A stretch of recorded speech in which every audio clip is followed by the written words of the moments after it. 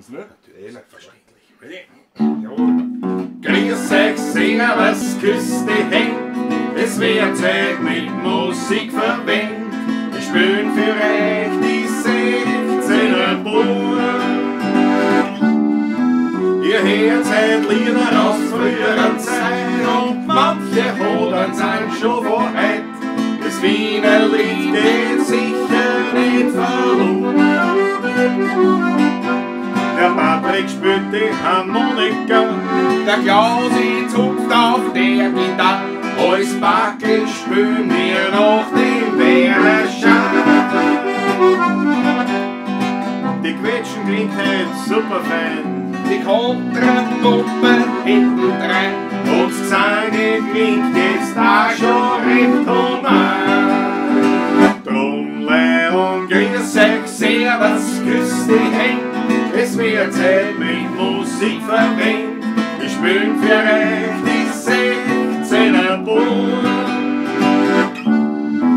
Ihr hört heute Lieder aus früherer Zeit und manche Hodern sind schon vor heute. Das Wiener Lied geht sicher nicht verloren.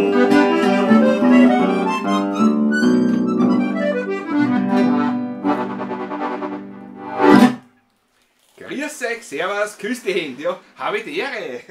Schön, dass ihr da seid. Eine etwas andere Kulisse heute, gell, wie ihr seht. Heute sind wir bei Große dir daheim. Überraschung. Danke für die Freut mich sehr. Beherbergung. Freut mich sehr, dass du heute bei mir zu Gast bist hier. Ich freue mich auch. Ist der Ton gut? Ich glaube, ich muss das Mikrofon ein bisschen oberdran. Warte, das mache ich Bin, gar. warte, oder, ja, mach du Stell das. auch auf, du kannst Weil besser dann kann ich dann lesen, nämlich als sagen, bis wohin. 16er Buben Haarschnitt, richtig. Der Roman Buch, das so gesagt. Von oben, vor mir oben, vor oben, wo es geht. Nur ein Stückchen, kannst du noch. Kannst du nicht. Aus, ein paar Zentimeter zurück. Ja, da wo du jetzt bist, bleib. Festzurren, dann haben wir uns. Ist, glaube ich, der Ton ein bisschen besser. Es sind schon ein Haufen Leute dabei, na, das freut mich voll. Von Anfang an, ui, da ist so viel. Oliver Grün, Grüß ja, euch Gott. der hat dann selber seinen Livestream. Matthias Mariacha, Duke Floridsdorf, Mike, endlich wieder mal live dabei. Wir freuen uns, Mike. Thomas Nickmann, schön, dass du dabei bist. Wiener Tom, große Freude. Fritz Startguss, naja. Von der Wochentour zurück, na super, Fritz, das gefällt mir auch. Ja, die hätte Renrete Allensbach hätte es natürlich dabei, aus der Schweiz, Hubert Hinkhofer, natürlich aus Bayern, wie man am Profilbild sieht, Daniela Schlögl, aus Enns, Susanne Turek, Susal, meine liebe gute Freundin aus Jugendtagen, ich glaube, aus den 90er Jahren. Auf jeden Fall die Susanne. Ja, so lang kennen wir uns alle schon, ja. Susanne Bohm, jawohl, Wildcat, Michael Fessel. Na, wo sind die Buben? Na ja, wir sind ja schon da. Weinviertel muss ganz schön weit weg sein. Ja, wir sind ein bisschen ins Ding Ein bisschen in Strudel gekommen, wir haben ein bisschen uns verplaudert gehabt wieder. Ja. Ich gebe es zu, ne, das ist Müssen wir ganz offen leider sagen. passiert. Roman Buch da. Ja. Matthias Mariacha, 5 Minuten. Ja, heute waren wir wirklich spät. Dafür, wir waren fast pünktlich mit dem Instagram-Auftritt, weil Ja. auch auf Instagram sind wir natürlich wieder die obligate Stunde live. Instagram, ihr wisst, das ist unser persönliches Dreisat, wo wir dann noch eine Stunde andraht werden. Thomas Basteleck ist auch da. Sie sind schon da. Grüß dich, Güterich, Russell, Landtalstromer. GS Gerd Ferche Wieser. ist auch da. Da Servus. Herrlich, Wildcat. Der GS Ferche. Ja, Ich hab's geschafft, grüß dich alle miteinander. Der GS Ferche, hast du es geschafft? Ja. Gott sei Dank bist du da. Bist du schon der Weg gefahren? Insider, ein Insider. Na schau, der Jens Weigel hat 3 Wochen Urlaub. Naja, das ist natürlich ein herrlicher Auftakt. Der Wolfgang Grohatzka. Keine Probe, deswegen bin ich auch wieder einmal dabei. Super, das gefällt mir. Super. Ja, heute darf der Marinus Herzl, sagt es richtig, der Patrick darf heute wieder mal was trinken. Und Ja. hat keine Ausrede mehr fürs Wasser trinken. Ne? Das ist bei mir Ich habe nie gerade einen Ausrede. Schluck genommen, aber. Also, Ist ja nie wirklich Ausrede, sondern nein, ist ja das kein Ausrede, ernsthaft aber so. ist ja ernsthaft Das so, ist ja. Und wir sind ja, wie sagt man, Vorbilder. Und wir halten uns ja an das. Ist so. Wir trinken ja, wenn wir fahren, so gut wie nichts. Auch heute werden wir uns etwas zurückhalten. Wieso? Weil wir müssen morgen nach Salzburg fahren. Naja, gut, ja, aber deswegen wollen wir uns nicht zurückhalten. Wir werden was Morgen trinken. Ich meine, zurückhalten. Unter zurückhalten verstehe ich immer, wenn man Ja, wenn ich auch nichts trinkt. Ja, das ist zurückhalten. Aber wir werden jetzt schon was bocken noch. Daniela Lechner, Servus und liebe Grüße. So, na wunderbar. Große Freude, meine Herrschaften. Taugt uns sehr, dass ihr dabei seid wieder. Wir haben, ui du geht's schau. Der Wiener Dombrustburschen schaut zweigleisig. Nie gedacht, dass jetzt Karl Zacek auf Instagram. Wie gesagt, Instagram ist quasi so der Behind the Scenes, da sieht man das Mikrofon und man sieht unsere Haxen. Ja, genau so. Man Das sieht ist ein bisschen unscharf, weil da habe ich so eine Fischhautlinsen da drauf auf dem Ding, aber wir sind vertreten. Wer switchen will, jederzeit gerne. Switchen, wie wird das? Hast du gesagt? Das hast du schon gesagt. Switcht auf YouTube jederzeit gerne. Du Patrick, pass auf, bevor ich jetzt die Variante des... Also ich schlafe beim Patrick heute, Ja. weil wir morgen in der Früh, das erzählen wir dann eh noch, nach Salzburg fahren müssen. Schäfer. Das Sessel ist ein Klassiker. Deswegen schlafe ich da, also deswegen können wir beide was trinken. Aber während du unseren Dauertester, unseren neuen Winzer-Dauertester präsentierst, ihr seht es eh schon also auf YouTube im Bild, deine einführenden Worte zu unserem neuen Dauertest. Ein neuer Winzer, also neu. Wir kennen einander auch schon eine Zeit jetzt. Und zwar diesmal Ausblick Wien, Weingut Dr. Höfler. Da haben wir übrigens auch letzte Woche am Freitag unser großes Sommerkonzert gespielt im Weingarten vom Michi Höfler. Eine traumhafte Geschichte gewesen. Und ist ja gleich unser neuer Dauertester geworden. Wir fangen an mit einem Wiener gemischten Satz, DRC. Na, da fangen wir mit dem an. Wir haben noch andere Weine danach von ihm. Aber ein Klassiker für Wien, der gemischte Satz einfach. Jahrgang 2019. Und das ist ein bisschen eine besondere Sache, weil da ist auch ein gelber Muscatella auch dabei. Ja. Was nicht alle haben. Ich weiß jetzt nicht die genauen Prozentangaben, wie viel was ist drinnen. Grüner Veltliner Neuburger und gelber Muscatella. Dadurch ein bisschen eine blumigere Sache, das Ganze. Aber trotzdem ein resches Trepferl, so wie ein DRC halt sein soll in Wien. Ne? Machen wir auf. Ich rede schon so viel. Wir haben, kann man dazu sagen, wir haben 3 Sorten Wein von unserem Dauertester. Ja. Ganz einfach erklärt, 3 Kisten haben wir gekriegt, 3 Weine. Also 3 Kisten mit jeweils 3 Weinen. Das sage ich jetzt so dazu, weil man das ja als Werbung quasi deklarieren muss. Also nur, dass wisst, wie das geht. Wir sind nicht dafür bezahlt, sondern wir haben einfach 3 Kisten gekriegt. Genau. Ich habe gesagt, Burschen, da habt's und habt einen Spaß. Wir haben da keine Anforderungen gestellt bekommen, Nein. wie viele Postings waren, wo, wie, wo, was passiert, sondern uns ist wichtig, dass wir nicht da irgendwas geschenkt kriegen, was uns dann eh nicht schmeckt oder was, sondern dass wir mit Winzern, mit Leuten irgendwie zusammenkommen, wo wir ohnehin eine rechte Freude haben. Einen Kontakt haben und die eigentlich Freund sind. Also und das ist dann auch Wien-Wien. Ein sehr freundschaftliches Verhältnis haben mit den ganzen Winzern. Aber als Werbung deklariert, weil es eben geschenkte Weine sind. Genau so ist es, ja. Daher, nur dass ihr wisst, also wir kriegen nicht Zeit dafür, sondern wir haben einfach die 3 Kisteln gekriegt. Sehr zum Wohle, Prost. Sehr zum Wohle. Meine Herrschaften, Prost, sehr zum Wohle in Instagram, auf YouTube, überall. Ja, na, herrlich. Ja.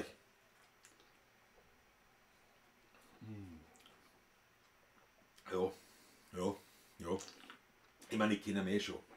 Aber Und trinken wir nicht zum ersten Mal. umso mehr mich gefreut. Typischer gemischter Satz. Na schau, der Fritz Starkus, von dem habe ich gerade den grünen Veltliner Ja. am Tisch. Super Fritz. Das glaube ich da. Ja, du hast ja da bestellt, große Runde. Grünen Veltliner haben wir auch da. Haben wir auch. Das ist aber nicht gekühlt. Also Du schau her. Pass auf, Harry Schneider Fonte, grüß euch Buben, Prost. Susanne Buben, was macht ihr in Salzburg? Das erzählen wir dann später. kommt noch, ja. Harry Schneider Fonte, freut mich. Roman Buchter, die Kulisse hat was von Bitte zu Tisch. Ihr seid in meinem Jahrgang, solltet die Sendung noch kennen. Kenne ich noch, ja. Bitte zum Tisch, ja, die Kulisse. Also, Mit Brigitte Xander war das, ja, glaub ja. ich. Und so mit, Ja, dem, ja, mit, ja, mit, ja. mit Puffstoff da, ne? Ja, mit Puffstoff am Tischerl. Harry Schneider Fonte sagt, gestern Most, heute Wein, so soll es sein.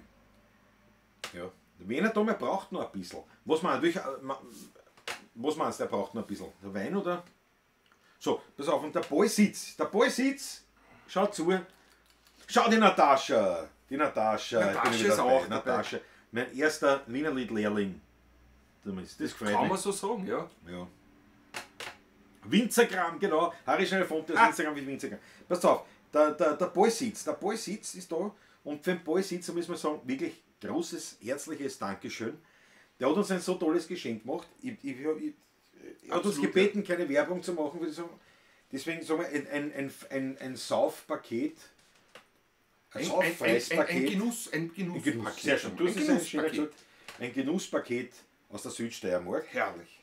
Ein Traum. Kernöl drinnen, herrlich, wunderbar. Passt auf. Warte mal, jetzt muss ich das... Traumhaft, wir haben's danke, gleich. danke, danke. Jetzt schicke ich das wieder auf den Computer. Ah, das wollte ich ja. Ah, das und das. Ha, jetzt bitte zum Wein, der Roman Buchter. Schön, das gefällt mir ja. Nicht mehr bitte zu Tisch, sondern bitte zum Wein. Das gefällt mir ja. Ich muss gleich einen Schluck noch nehmen. Ja, geht. Ja. Der Wolfsbike und Tour. Grüß euch, schönen Abend miteinander. Gefreuten Florian ist dabei. Na, ja, genau. Das ist super. Christoph Acker, servus die Buben. Mit Christoph Servus. Acker habe ich eine intensive Zeit jetzt verbracht. Christoph Acker habe ich auch getroffen am Freitag. Richtig. Wo nämlich? Weingut Höfler, Weingut Ausblick Höfler. Wien. Da haben wir vorher, Ja. vorher haben wir Da haben wir alle- Fahrtechnik. Da haben wir alle drei nichts getrunken. Aber, gell? Ja, da war, der Christoph und ich, wir waren mit dem Motorrad da. Und dadurch haben wir natürlich nichts getrunken. Weil, wie mein Grundsatz ist, beim Autofahren trinke ich nichts und beim Motorradfahren trinke ich wirklich nichts. Mautz-Garage, super, Duke von Octan, sehr gut. Ich freue mich, dass du da sitzt. Aber zum Ballsitz zurück. Zum Ballsitz, nein, noch nicht, zurück. Der tut noch. Er tut noch. Auf jeden Fall hat uns ein Genusspaket aus der Südsteiermark zusammengestellt, was so leibend ist. Ein Care-Paket quasi, ja. Ein Wahnsinn. Ein wirklicher Wahnsinn. Und mit Über Riesenfreude. hochqualitativen Sachen drinnen und super zusammengestellt. Und so herrlich hergestellt. Dekoriert, die Kisten. Ja, genau. Und das möchte ich echt sagen. Ich habe fotografiert, aber aus irgendeinem Grund schickt er das gerade da nicht um. Es wird schon werden. Es wird schon werden. Und auf jeden Fall ist es mit so viel, wie soll ich sagen, Das ist mit Liebe gemacht. Ja. Das klingt jetzt so kitschig, nein, es ist aber so. kitschig, aber ist es Ist so. aber so. Ist genau so. Und das ist das, was ich meine. Das macht viel mehr Freude, als jetzt da, ich weiß nicht, ich meine viel mehr Freude, also, ich weiß nicht, als die Chipspackung, die wir gekriegt haben da. Ne? Ja, wir auch gefreut über die Ja, Chipspackung. ja, Hast du aber- schon aufgegessen? Nein, das ist. Ja, der Ketchup-Chips habe ich noch immer da. Ja, naja, das. Kinder waren noch nicht Halt da. das nicht, halt das nur. Die Kinder waren noch nicht da. Nein, ich habe über das auch gefreut, aber das ist halt, das war jetzt also eine Massengeschichte, aber das Care-Paket, genau, wo ich sitze. Aber das war lieb dekoriert, auch super ausgesucht, was da reingepackt worden ist. Auch jeder von uns hat eine Kisten gekriegt und wie gesagt, sobald das da irgendwas ist, da, ja, sind jetzt schon, glaube ich. Kann ich das dann sagen. Weil das war wirklich, das hat uns so erfreut und mein Munkelein war so begeistert, die hat gleich mal in Weine kühlen wollen. Ich habe gesagt, jetzt warte, lass dir mal Zeit, lass mich mal fotografieren zumindest. Und ja. So, pass auf, aber ich zeig's euch gleich. Ja. Alles jetzt, die Kisten sind halt leider nicht perfekt. So ein Blödsinn, die sind wunderschön geworden. Das ist super geworden. Die Natascha Der spielt Tascha ist auch da sicher gerade, ja. Hausieren da vom Köhler Bier. am Köhlerberg. Tascha, Jawohl. Natascha und Roland. Und der Jens Weirich. Spielt er mit oder ohne Wein besser? Wir spielen auf jeden Fall. Auf jeden Fall Leiwand. Aber ich sage einmal so, So ein Schlückchen heute in Ehren. Gut. der Wein ist, glaube ich, erst ein Lot da oben, wieso, was hat er da? Jetzt hat, nein, es dauert noch ein wenig, ist ja wurscht. Spielen wir was dabei. Vielleicht hast du ein bisschen eine Ladehemmung da. Ich weiß nicht warum, das tut eigentlich. Sollte eigentlich machen. Komisch. Aber vielleicht muss ich das da. Was Sehr, weiß ich? sehr Was seltsam. weiß ich? Was weiß ich? Neil Monika, Na gut, dann spielen wir was, ne? Thomas Fuchs. Jawohl. Auf Instagram. Wie gesagt, wir sind auf Instagram. Instagram ist quasi behind the scenes und die wirkliche Sendung ist eigentlich auf YouTube. YouTube, 16er Buben, TV. Darum sieht man uns auf Instagram so, wie wir sind. Es ist schwül. Trinke ich Da ist gerne das noch- Fenster offen. Ja, aber es ist wahnsinnig schwül. Luftfeuchtigkeit 100%. Da ja. Schaut zuerst, das ist. So, na, was spielen wir denn Schönes? Wird's gleich wieder was Bei der oberhauen. Hitze? Wird's gleich wieder was oberhauen. Spielen wir bei der Hitze? Bei der Hitze, da ich schwitze, nicht? Also so. Das wird kein Hit werden. Der Franz Brandwein. Was ist das für ein großartiges T-Shirt? Das kennst du eh. Das kennst du eh. Schwarzwaldbiker. Jawohl. Jawohl. Nein, das kennst du eh. Das ist nur ein Statement-T-Shirt bezüglich der schwachsinnigen, idiotischen, vertrottelten, lass es mich noch einmal sagen, vertrottelten Warte. Idee mit dieser 95 Dezibel Standgeräusch in Tirol. Aber mehr reden wir nicht drüber, weil ich will nicht schon wieder so viel schimpfen Das müssen. ist furchtbar. Es ist eine unnötige Ja. Geschichte. Und das ist halt so quasi, das ist ja von 1000 PS vom Fleischleibchen ausgegeben. Und das habe ich mir natürlich aus Solidarität mit meinen Biker-Kollegen vor mir in Tirol zugelegt. Und das habe ich heute, ja, ich habe mir es heute eigentlich angezogen, weil heute habe ich mich traut, das schwarze Leiberl anziehen, weil kein Sonnenschein hat. Und zumindest selten. Deswegen, ja. Jens Erich schreibt, als er noch musiziert hat, ging es mit Alk nicht besser. Aber es war mir Aber egal. es war mir egal. Ja, na, das ist Das ist durchaus richtig, ja. Der Matt Wiener sagt, auf Facebook funktioniert der Livestream nicht. Nein, auf Facebook sind wir nicht live. Lieber Matt Wiener, wir sind auf YouTube sind wir live. Auf YouTube und nicht auf Facebook. auf Instagram. Ja. Instagram ist ja gerade. Achso, okay. Von da hat er gerade Ah, gesehen. okay, passt. Ja, Entschuldigung, deswegen- das Soll konnte auf- ich jetzt nicht wissen. Ja, das macht er die Experten. YouTube, Macht er nichts. 16er Burm TV. Der Mr. Tierfield schaut zu. Jawohl, servus. Facebook sind wir schon lange nicht mehr. Na, auf Facebook sind wir, also nicht live. Nicht mehr live, ja, ja. Nicht live, ja. Weil die Qualität einfach nicht so ganz zusammenpasst, vor allem vom Ton her. Gut. Typ von Adjektive gibt es da auf, das stimmt. Ja, also wie gesagt, Matt Wiener, bitte auf YouTube schauen, 16er beim TV. So, na ja, passt auf, was spielen wir gleich? Ah, das schmeckt mir.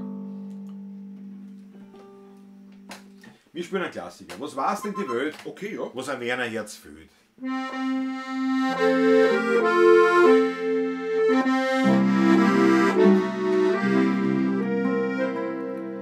Viele Lieder von Wien und von Wein singen Menschen, ob groß oder klein, ob in London, Paris und Hawaii. Jeder denkt sich im Stillen dabei, dass der Werner immer bei Fastelschen winkt und den ganzen Tag gegen nur stinkt. Und dass er auf der Nacht in sein Bett nur schlaft bei einem Schramme-Quartett.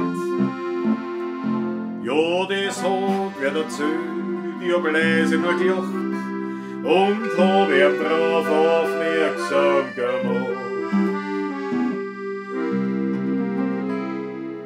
Ja, was weiß denn die Welt, was ein Werner Herz füllt, wenn die Gegend ganz leise ein Straßenwalzer spült, wenn ein uralter Werner vom Walserbach singt und die Stimme von dem Vater ganz ziedrig erklingt. Ja, was weiß denn die Welt von einem Weinderlin Wien, den das Mädel da steht in kein Decke drin. Das Geheimnis verraten wir nicht, weil das doch nur ein Werner versteht.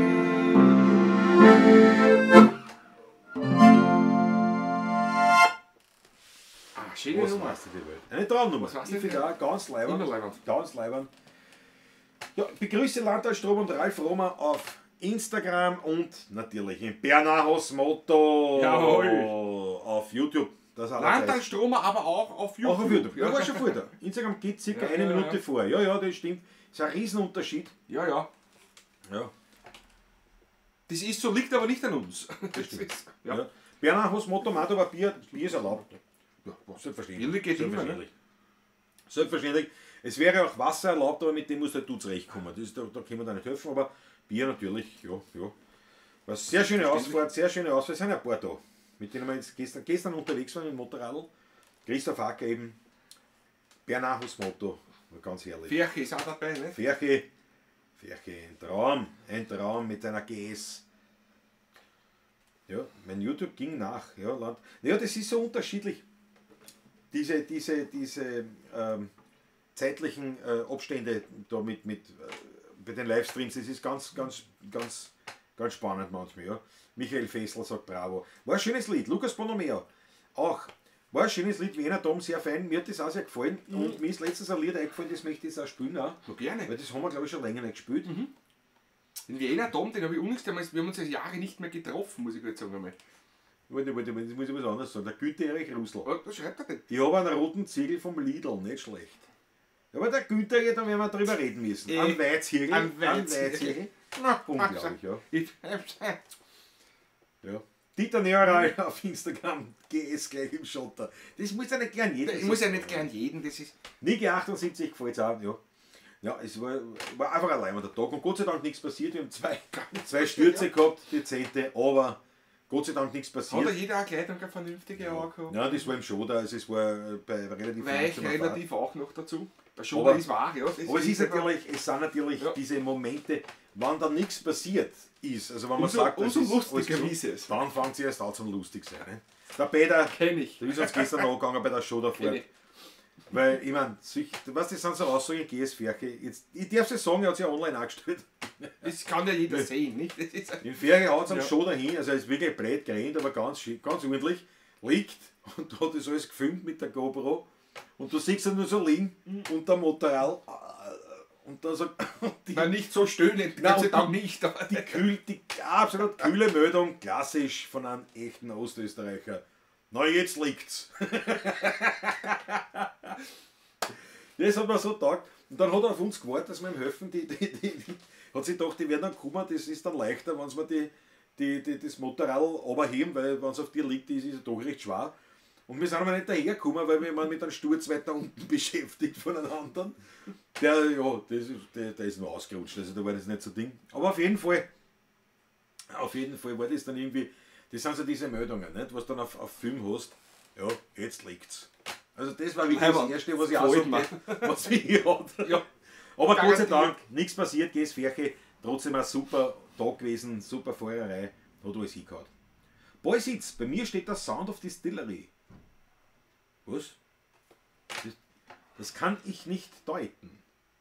Was du damit meinst? Boysitz, bitte um Aufklärung. Dieter Neural auf Instagram sagt auch, das war super. Absolut. Wiener Tom fragt schon, wann fängt der Patrick zum Biken an? Thomas, ja. Dauert nicht lang. Es dauert nicht lange. Über die 125 reden wir schon. Das Problem ist halt der Unterschied zu deinem Bruder, der ja auch in der 125 überlegt.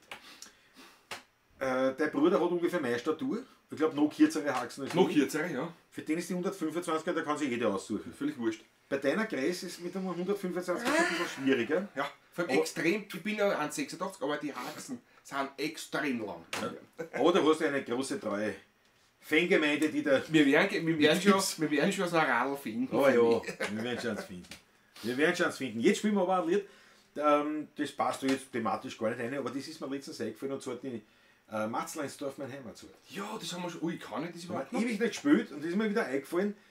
Liegt ja da Mut, aber nein, wurscht. Ich hab nämlich vor nicht allzu langer Zeit auf Facebook, da bin ich in so einer Gruppe drin über Alt-Wien, also so alte Ansicht oder was das ist.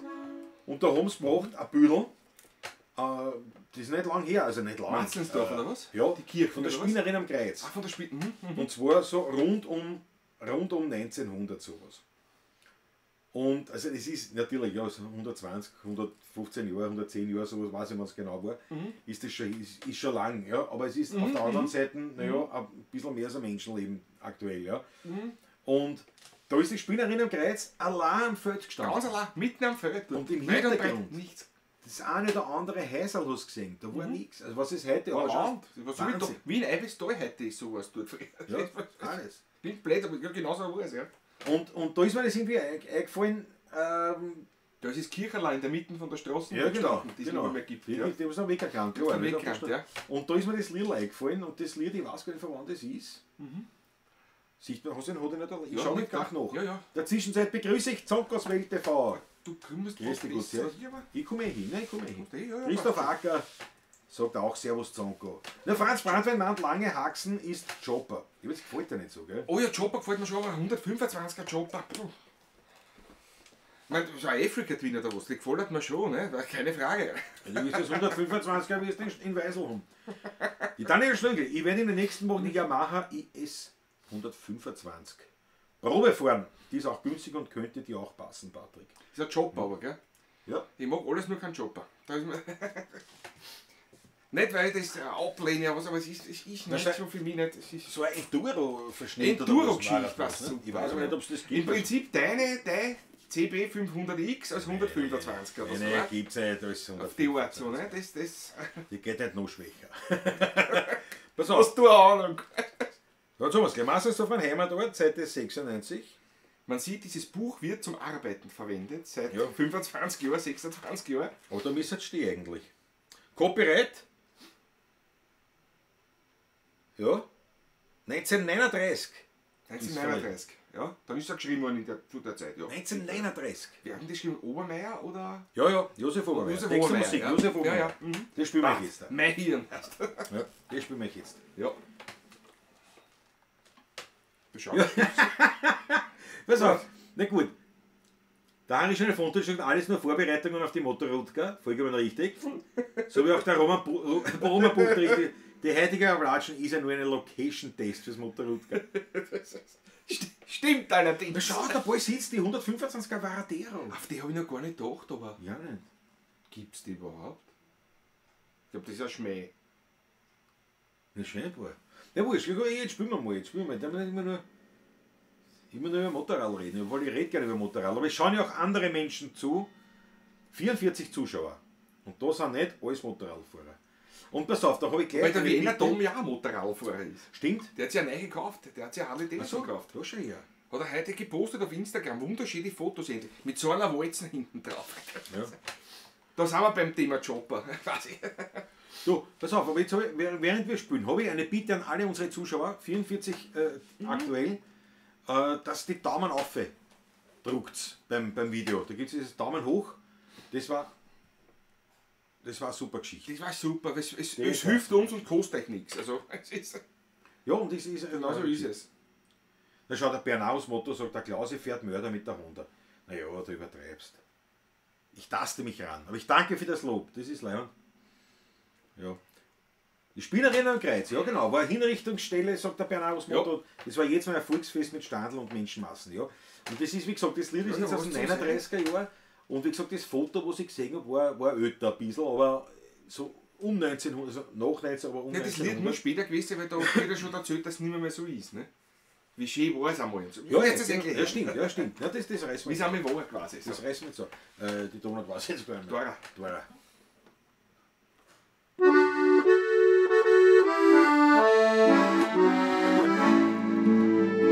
Dort wo, nicht? Ja. Nein, Blödsinn. Ich wollte jetzt mit dem Refrain anfangen, wir rennen das auch. Wie ich als kleines Bierberl die Welt habe erblickt, Richtig. war Matzleinsdorf noch ein kleines. Ja, genau. Wie als kleines Bieberl. Ja.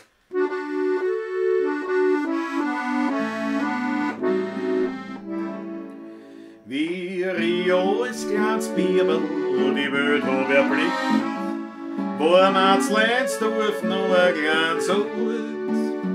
Die Häuser waren klein und mit Garteln umgeben und Geschäften sind gegangen ganz gut. Neulich ist alles ganz anders geworden.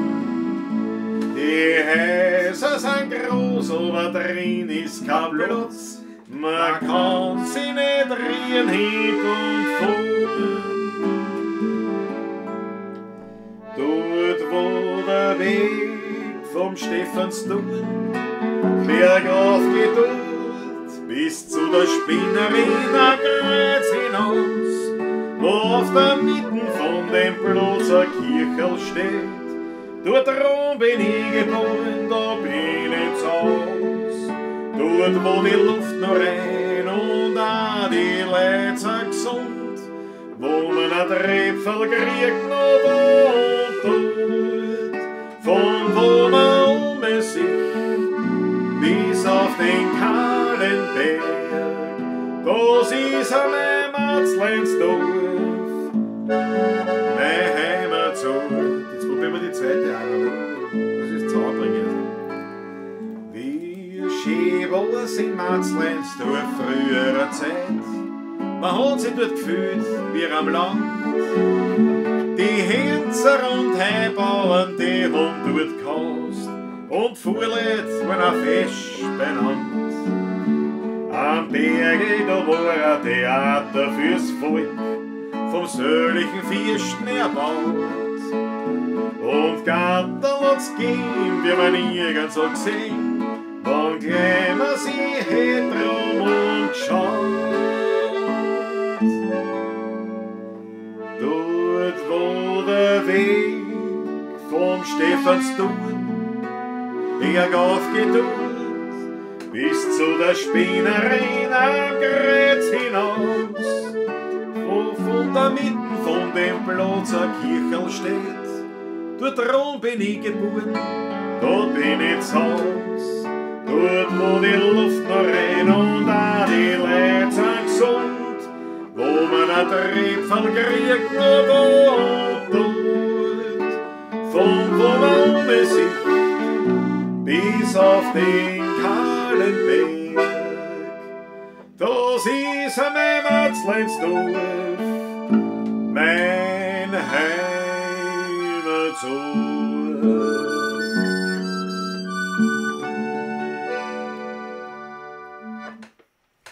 No? Klasse Nummer. Endlich einmal wieder gespielt. Seit Jahren nicht mehr gespielt. Eine Traumnummer und schau, und wirklich war 1939 geschrieben. Das Hat die Achteln fallen rein, Dankeschön. Ein Wahnsinn. 20 gefallen. Ein Wahnsinn. Auf Instagram begrüße ich Selina Bosch. Und die bringt aus, dass man auch noch schenkst, gell? Der kocht nämlich schon, glaube ich. In großen Gebinde hält er doch etwas länger kühl. Ist schon weg, gemischter Satz. Ist schon weg. Was haben wir? Na herrlich. Ui. Ja. Ein Schlückchen. Schau, der Motorradfahrer Roberto. Servus, benannt, ein weiterer Motorradfahrer. Wir freuen uns. Servus. Servus, grüß dich. Na, die Daumen hoch, die Daumen hoch. Roman Steurer, mein Vaterherz mitsamt der Mutter. Trotz Computerproblemen lassen wir uns die Sendung nicht entgehen. Liebe Grüße von den Eltern. Ja, die Mama hat mich angerufen vorher, hat gesagt, ich hab da bei YouTube irgendwas war. Und das war blöd, weil ich gesagt, leider, ich kann dir da von der Ferne da nicht so helfen, weil ich habe alles auf Apple und meine Eltern haben das halt auf einem normalen Computer, was jetzt bei YouTube wurscht war. Eigentlich ja. Aber ich habe bei vielen Sachen, da kann ich leider Kann keine ich, ja. Ferndiagnosen Nein. machen. Nicht? Und da, Schwer. aber trotzdem, Kind. siehst du, da kannst du meine Eltern nicht reinlegen. Die die schaffen es schon. Schön, dass ihr dabei seid. Genießt es. Der Ferche, ein paar Mal noch mit uns ausfahren und die Rasten schleifen von der Honda-Klause. Ja, wir haben schon geschliffen, wir sind schon angeschliffen. Also angeschliffen nicht, aber flach. Ja. Ich muss einen Schluck Also geht der Christoph Acker, ja. Die Rasten sind vom Glas schon angekratzt, ja, das stimmt. Ja, na herrlich. Trotz Startschwierigkeiten, Christoph Acker. Ja, das ist halt, aber das ist ja live, das ist ja so. Und oft Das ist dann ist wirklich, so. gerade wenn man es länger nicht gespielt hat und dann spielst du was und dann vertust du dich und dann kommst du nicht leicht wieder rein. Das ist halt. Das ist so, aber wir sind ja unter uns da. Ich finde das immer menschlicher. Das ist, Ja, absolut. mir fällt kein Star aus der Krone, wenn das so ist. Also, Absolut. Thomas Nickmann, neues Lied kennengelernt, Bildungsauftrag erfüllt, danke. Das gefällt mir, Thomas. Das ist auch wirklich ein schönes Lied, muss ich sagen. Bernards Motto, was ist das Label hier? Fleischleibchen. 1000 Bass. Fleischleibchen, 1000 Bass. Dann kennst du die Chance. Da steht dann unten, was Standgeräusch, Two Birds, One Finger. genau. Yes? Ja, genau. Ja, hat sein müssen.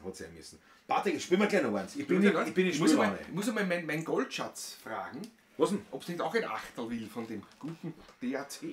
Warte, ich frag's. Frag mal. Sie dürfen mir nicht gehört haben. Elisabeth, magst du ein Achtel haben? Ja, es ist noch was Das da. will ich nicht mehr. Ein Rocket für den Patrick, Kannst sagt der Günther. du ruhig vorbei. Ein Rocket, ja Ein genau. Rocket. Bitte schön. Die Rocket hat, was der Zocker fährt, die Triumph Rocket, die hat einen Hinterraffen, das sind meine Autoraffenschnalder. Und das ist ein Volvo XC90. Also, ich meine. Was hast du denn noch was eingekühlt auch? No? Ja, natürlich habe ich was eingekühlt. Gott sei Dank. Jetzt einmal, Prost. Willst du mal eine lachen in die Kamera? Ja, lach einmal eine. Ja, lach einmal eine. Sei mal freundlich. Ja, lach einmal. Sei freundlich. Lach einmal eine, dass ein freundliches Gesicht damit da ist. Jawohl. Küsschen auch vielleicht. Nee, das ist ja kein. Mir streut. Erst mir streut das auf YouTube, nicht auf YouPorn. Das ist ja kein Porno. Was habt ihr denn? Eine brüde Gesellschaft vielleicht. Ein Wahnsinn. Ein Wahnsinn. Jawohl. Franz Bratwein nach Bachfurt kannst du überall schleifen. Ja, das stimmt. Ja, Wo spielen wir noch? Jetzt, was spielen wir? Ah, ich bin auf was alt. Ich will was alt spielen. Mach doch nicht, ja. Was machen wir? Was Bin alt? gern dabei. Was haben wir schon lange nicht gespielt? So was? Ich weiß, ein urtes Heisel haben wir schon Das haben wir schon lange Haben wir live auch nicht schon lange gespielt. Ja, Also, schon lange der nicht Auftritt jetzt auch schon länger nicht. Ja. Ein paar Mal schon. Ja. Oder zweimal wahrscheinlich. Hoffentlich kann ich das überhaupt noch. Aber ja. Das ist aber so alt, das ist eine Volksweise. Also das, da weiß man nicht, wer es geschrieben hat. Oder so. Das ist wirklich ein altes, uraltes Otterkringer Lied. Ja. Ja, schöne Nummer. Ich weiß ja, wo jetzt heißt.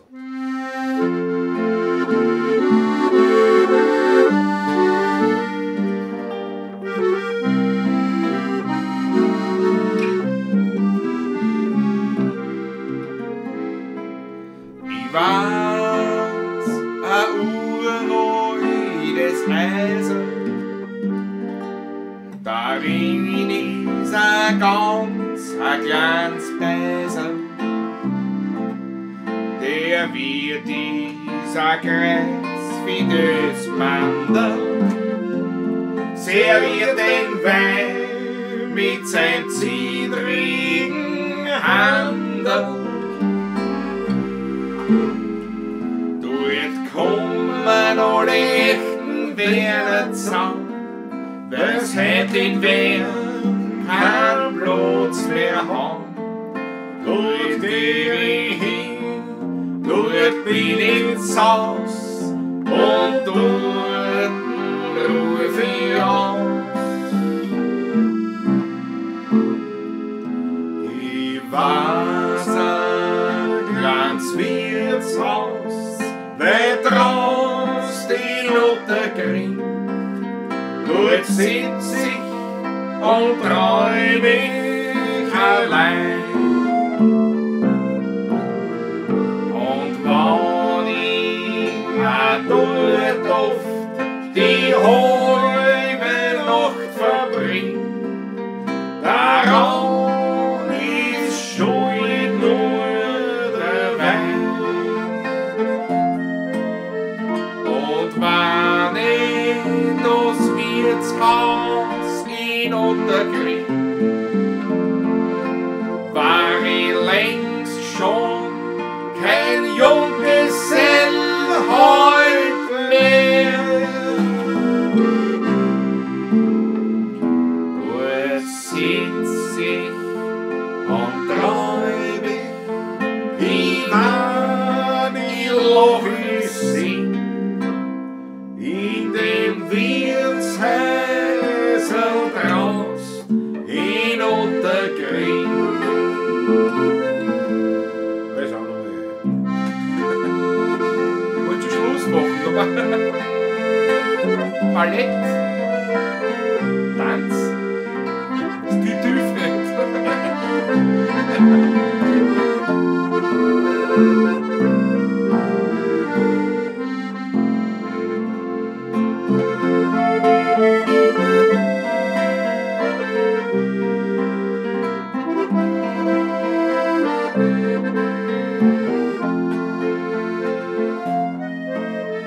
Und wenn ich das Wirtshaus in Otterkring, war ich längst schon kein Junggesell heute mehr. Dort sitz ich und träum ich wenn ich lach ich sing, in dem Wirtshäusl draust in Otterkring.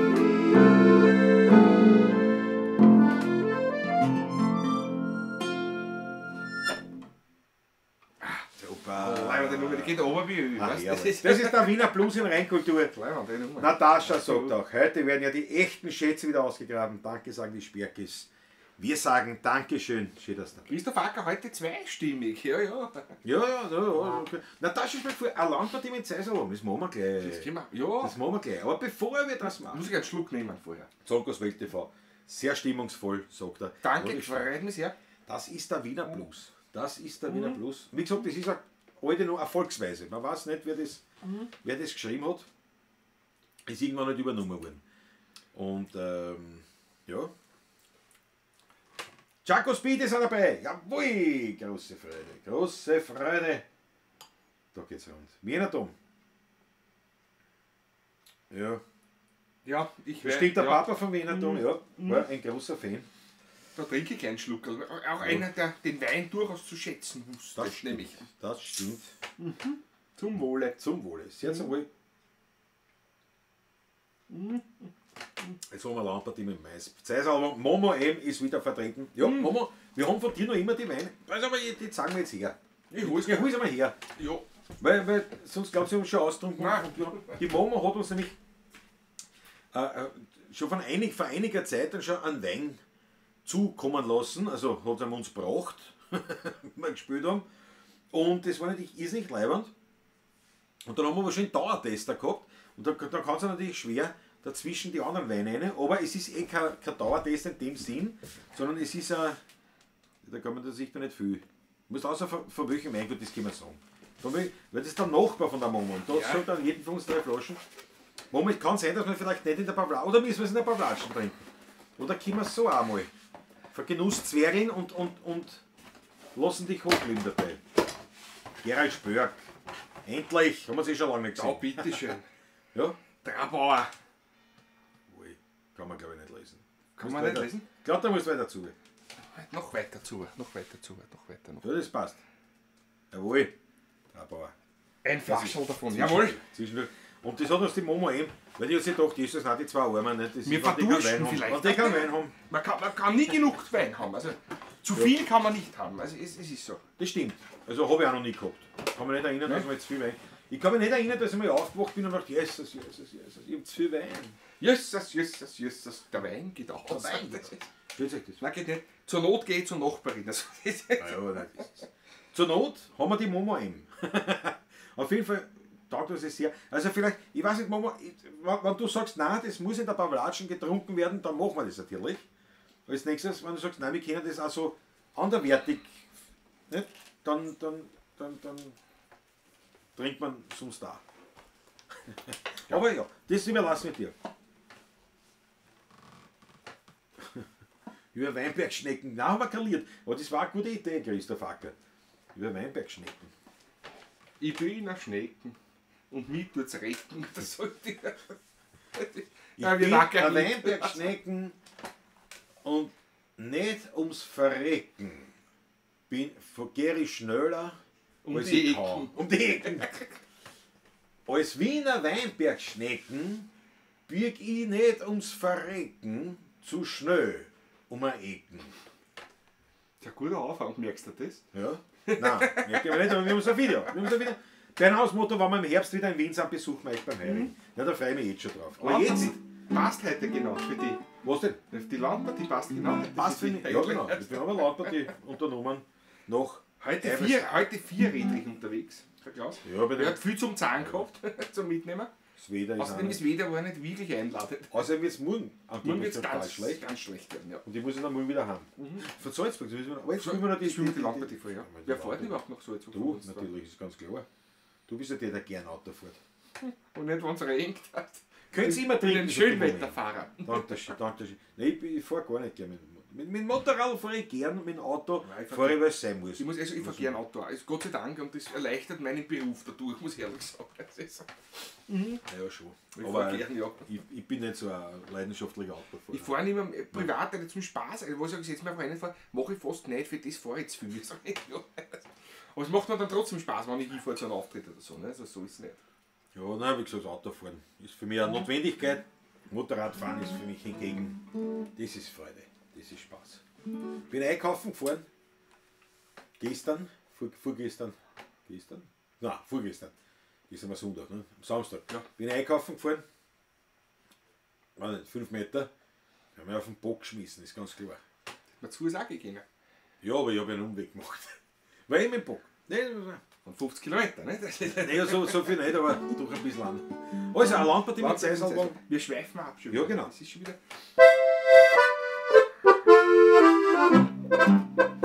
Wir Fisch und lustig in früheren Jahren sind wir am Sonntag aufs Land rausgefahren. Karat und Döff und kein Stand vom Benzin, kein Mensch und kein Viechel war hin. Am Zeiselbaum war die ganze Bande benannt, zum mitgefeiert Kriegsproviant. Zum Auflohnen haben's braucht beim Hof aus der Stumpf, vermögen samt die Kotzen und die Hund. Zuerst der Hausherr und Knefrau, dann der Grad und Roger Blau, seine bessere Hälfte auch, dann der Bierversüberer Schlauch. Hase alte Ohren beim Kinderstucker Zähne klein, der Friseurkel vor Brischeck hängt am Trittbrett wie ein Schneck. Am Bock mit der Rehwiesel noch Hosen sitzt vorn der Hofmusikant, der tut auf sein Postherr Blohhosen ein Lied, das jedem bekannt. Ja, wer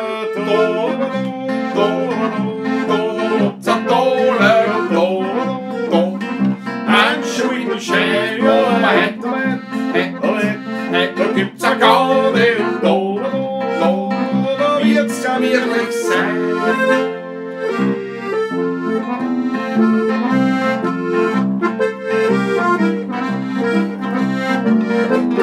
Oh, da gibt's ein Gaudi und da wird's ja wirklich sein. Die Lampe, die mit dem Zeisal waren, gell? Großartige Nummer. Großartige Nummer. Nun machen wir eine Lampe, die woanders hin. Ja, die Susanne kommt fährt da schon noch. weite Reise. Was machen wir in Salzburg? Ja. Wir fahren nach Salzburg, genau nach Wals fahren wir, genau. Da gibt es ein Stadion in Wals. Das habe ich nicht gewusst. Ja, nein, das ist nämlich genau gegenüber von dort, wo wir hinfahren. Ah, okay. Und, das ist die Beschreibung, die wir gekriegt haben. Sozusagen. Danke, Conny, falls du zuschaust. Sozusagen, ja. Und wie sie vom Stadion ist was? Da ein Studio wahrscheinlich. Ja, großes, sehr großes. Ein kleines, eine Zentrale. Eine Zentrale, ja. Servus TV, sagt euch was vielleicht? Es gibt morgen, also morgen wird es aufgezeichnet, ein Interview für einen Podcast. Das nennt sich Muselosen, gemeinsam mit Conny Bürgel, also das ist die Moderatorin der ganzen Geschichte. Und da werden wir ein Stündchen, glaube ich, plaudern, so ungefähr. Und ein bisschen musizieren, also ein paar Lieder von uns werden auch gespielt werden. Genau. Und Also, über das Leben an sich, über die Musik und ja. Ich freue mich schon drauf. ein schönes Interview mit uns. Ja, jetzt vor einer Woche, vor 2 Wochen war es der Thomas Das Ganz, ganz war, ja genau. Berner, der Herbert Pixner. Pixner war, ja genau. War Pixi ist ja- Berner.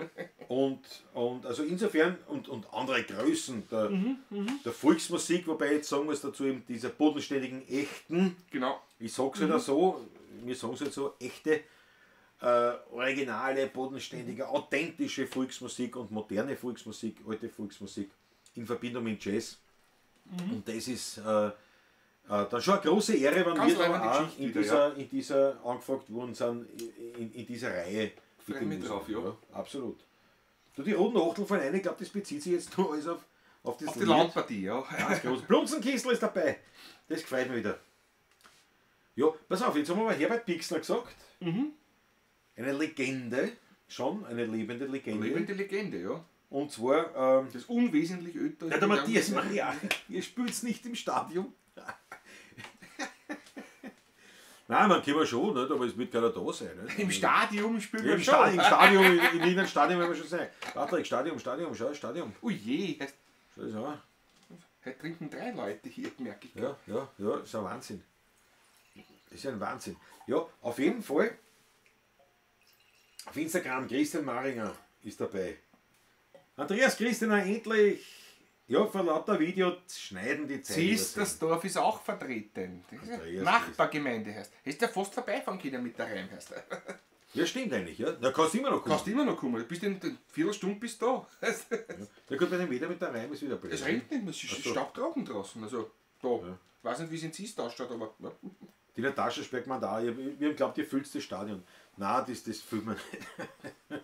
Was nicht ist, kann noch werden. Ja, genau. Ja, aber Zonkos Welt TV, gratuliere, Servus TV ist Mörder. Danke, Zonko. Wir haben schon öfters was machen dürfen mit ihnen gemeinsam. Gott sei Dank. Beim Horgast haben wir ein paar Mal mitwirken Wargast dürfen. schon, ja. Also haben sie über uns sogar was gebracht einmal komplett. Und finde ich auch ganz leibend. Und ich finde die ganze Partie echt leibend dort, muss ich Ja. sagen. Das ganze Team, was das macht. Das ist ja Nein, es ist immer gute Stimmung. Also wir haben gute schon Stimmung, ein es paar gibt kennengelernt. keine Streiterei dort, das wird einfach gearbeitet. Ne? Das ist, man kennt das von anderen großen Sendern oft, das ist nicht ganz so einfach. Ja. Du drehst wirklich auf, also das ist wirklich... Ja, bei mir denen, taugt mit das. denen wir immer zusammen Haben wir immer aber Masse nur gehabt die- eigentlich, ja. die- Wir haben das immer war nicht Platz im Theater lustig. gehabt, ja. Das ist, Ja. ja, stimmt. Der Zim 66. Bin ich heute zu früh? Nein. Salü. Zim 66. Wir sind ja gerade mitten im Ding. Aber, Bist du, eine Stunde sind wir gleich ja, online. aber bei der Gelegenheit, danke Zim 66, dass du das so schreibst, weil bei der Gelegenheit werden wir uns jetzt schon bei den Zusehern auf Dreisat, auf Instagram verabschieden. Wir wünschen euch einen schönen Abend und schöne Grüße aus Wien. Wir haben, weil es wird wahrscheinlich in den nächsten 5 Minuten wird Instagram auch dran. Wer weiter uns zusehen will, in schönerer Qualität, in besserer Qualität, in High-End quasi, switcht zu YouTube 16er Burm TV und Richtig. kann uns dort weiter verfolgen noch heute. Richtig. Ja, aber ich freue mich, dass ich finde es irgendwie lustig mit dem Instagram daneben. Erstens ist es kein großer Aufwand. Zweitens, es ist irgendwie Eine so. zweite Kamera steht da. Das ist ja, das zweite Ding. Zweite Mikrofon, zweite Aber Kamera. es hat irgendwie. Ja, ich meine, ich weiß nicht, ob irgendwann mal mehrere Zuschauer sind auf Instagram. Keine Ahnung, wie das dann rennt, aber ich denke mal, je mehr man macht, desto weniger hat man auslassen. So ungefähr. So ungefähr ist es. Und also wie gesagt, auf Instagram verabschieden wir uns jetzt schon. In den nächsten 5 Minuten wird es wahrscheinlich Odrat werden. Und ja.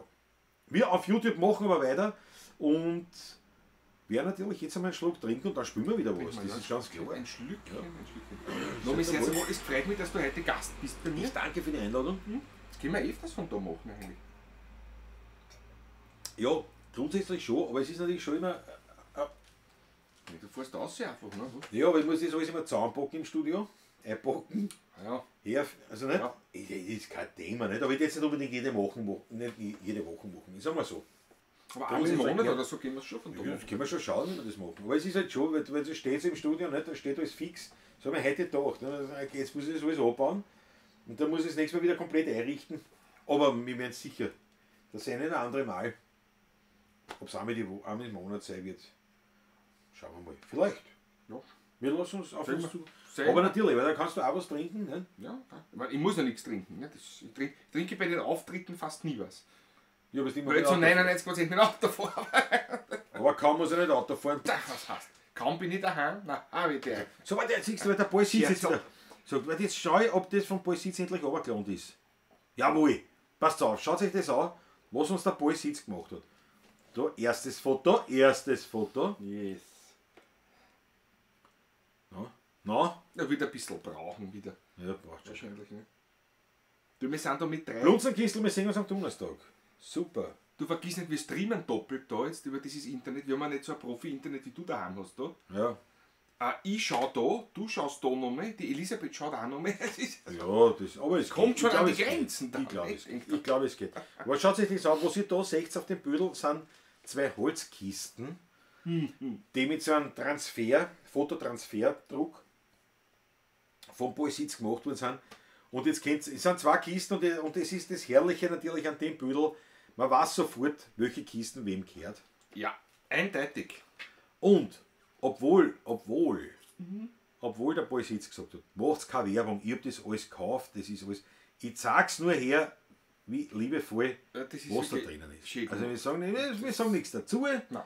wir sagen nicht Ding, aber wir haben uns so wahnsinnig gefreut. Ich habe mich wirklich so gefreut heute. Das ist- Und das ist einfach eine lässige Geschichte. Absolut lässige Geschichte, da schaut sie her. Ein Schokolade, ein Gin, ein Kürbiskernöl, ein Schnaps, ein Wein. Also ein Traum. Ein Traum. Muss ich echt sagen. Danke herzlichst nochmal Danke. an dieser Stelle. Ja, Was schreibt er?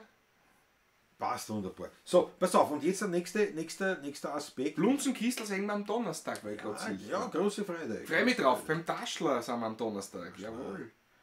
Es wird Zeit, meine Herrschaften, dass ich den virtuellen Hut einblende. Christoph Wiederum- Acker einmal im Monat, da leid. Oh, leid. Ich weiß schon, was er meint, glaube ich, aber. Haben wir schon was getrunken oder was, Christoph? Okay. Das kann ja nicht sein. Kann nicht sein. Kann nicht sein. Na, ich gesagt, jetzt habe ich eingeblendet wieder mal den virtuellen Hut mit der Bitte um Unterstützung, respektive gar nicht um Unterstützung, sondern um einen Obolus für die Musik, für den Abend, der euch taugt.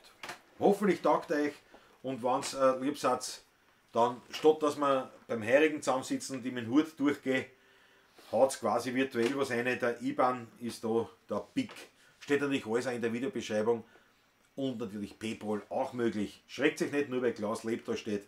Ich teile ja alles mit Patrick und ihr könnt uns das auch Kleinstbeträge natürlich überweisen. Ich muss ehrlich sagen, in den letzten Zeiten, es ist ein Wahnsinn. Also wirklich, ihr seid großzügig, so viel von euch hauen wirklich Beträge rein, wo man denkt, danke, danke, danke, das ist wirklich ganz leibend. Manche haben überweisen einen Fünfer, einen Zehner und da freue ich mich genauso, weil das ist, weil die Wertschätzung steckt Genauso ist es. Weil es ist ja, das ist mit das Leibende im Unterschied zum Körperl. Beim Körperl hast du gar was rein. Aber jetzt da beim Computer, da musst du wirklich hingehen, steigst ein, entweder auf PayPal oder aufs Online-Banking und da ist wurscht, ob es 5 Euro sind oder 100 Euro. Ja, ich meine jetzt von dieser Wertschätzung her. Ja. Weil einfach die Tatsache, dass sich einer Zeit nimmt und da jetzt online aktiv wird, da über diese Finanzgeschichten und uns was gibt, das zeigt uns einfach, dass das leibend ist. Dass sich jemand eben diese Zeit nimmt. Daher sage ich jetzt schon mal Dankeschön, es war wirklich, es kommt immer wieder was rein und ja. Also danke euch. Ganz leibend. Herzlichen Dank, ich lasse einmal stehen. Wie gesagt, in der Videobeschreibung findet ihr es genauso, die entsprechenden Daten auch natürlich auf unserer Homepage. Und abgesehen von der Möglichkeit, uns finanziell zu unterstützen, möchten wir euch bitten, unterstützt euch durchs Teilen von Inhalten, von unseren Online-Geschichten auf YouTube, auf Facebook, auf Instagram. Teilt das Ganze, liked das natürlich. Schau, jetzt ist schon Instagram bei. Instagram ist aus. Instagram ist vorbei. Ja. Na gut. Rechtzeitig zur Werbung. Also teilt das, schickt es, abonniert natürlich unsere Kanäle und so weiter und so fort. Damit hilft es uns auch unglaublich viel. So. Die Kiste ist besser gefüllt als von Kellys. Ja, Christoph Acker, sehr schön. Super. Ja, gell. Der Wiener Dom sogar sehr fest. Fritz Stadtguss, sehr schön. Super. Der Christoph steht im Training. Ja. Daniela schlägt gut. Der Ball sitzt. Bitte gern. In der Steiermark muss man nicht trocken bleiben. Ja, das stimmt. Und Südsteiermark sowieso nicht. Nein. Und da habe ich auch schöne Zeiten gehabt, schon in Südsteiermark. Also apropos Südsteiermark. Ja, das wollte ich einfach sagen, weil wir vom Ding geredet haben, vom Pixner Herbert geredet haben. Eine Legende auf der Steirischen und Patrick Reisaußer. Und da fahre ich mit Ton um zurück. Patrick nicht die Legende auf der Steirischen, aber auf der 4 auf der Schrammelharmonika. Aber Steirische geht eigentlich. Ja, auf der Steirischer bist du nur oberer. Ich sage einmal so, ich spiele so Steirische wie der Pixner Herbert Flügelhorn und Klarinetten spielt. Ne? Ich hätte gesagt, auf der Steirischen bist du elitärer Durchschnitt.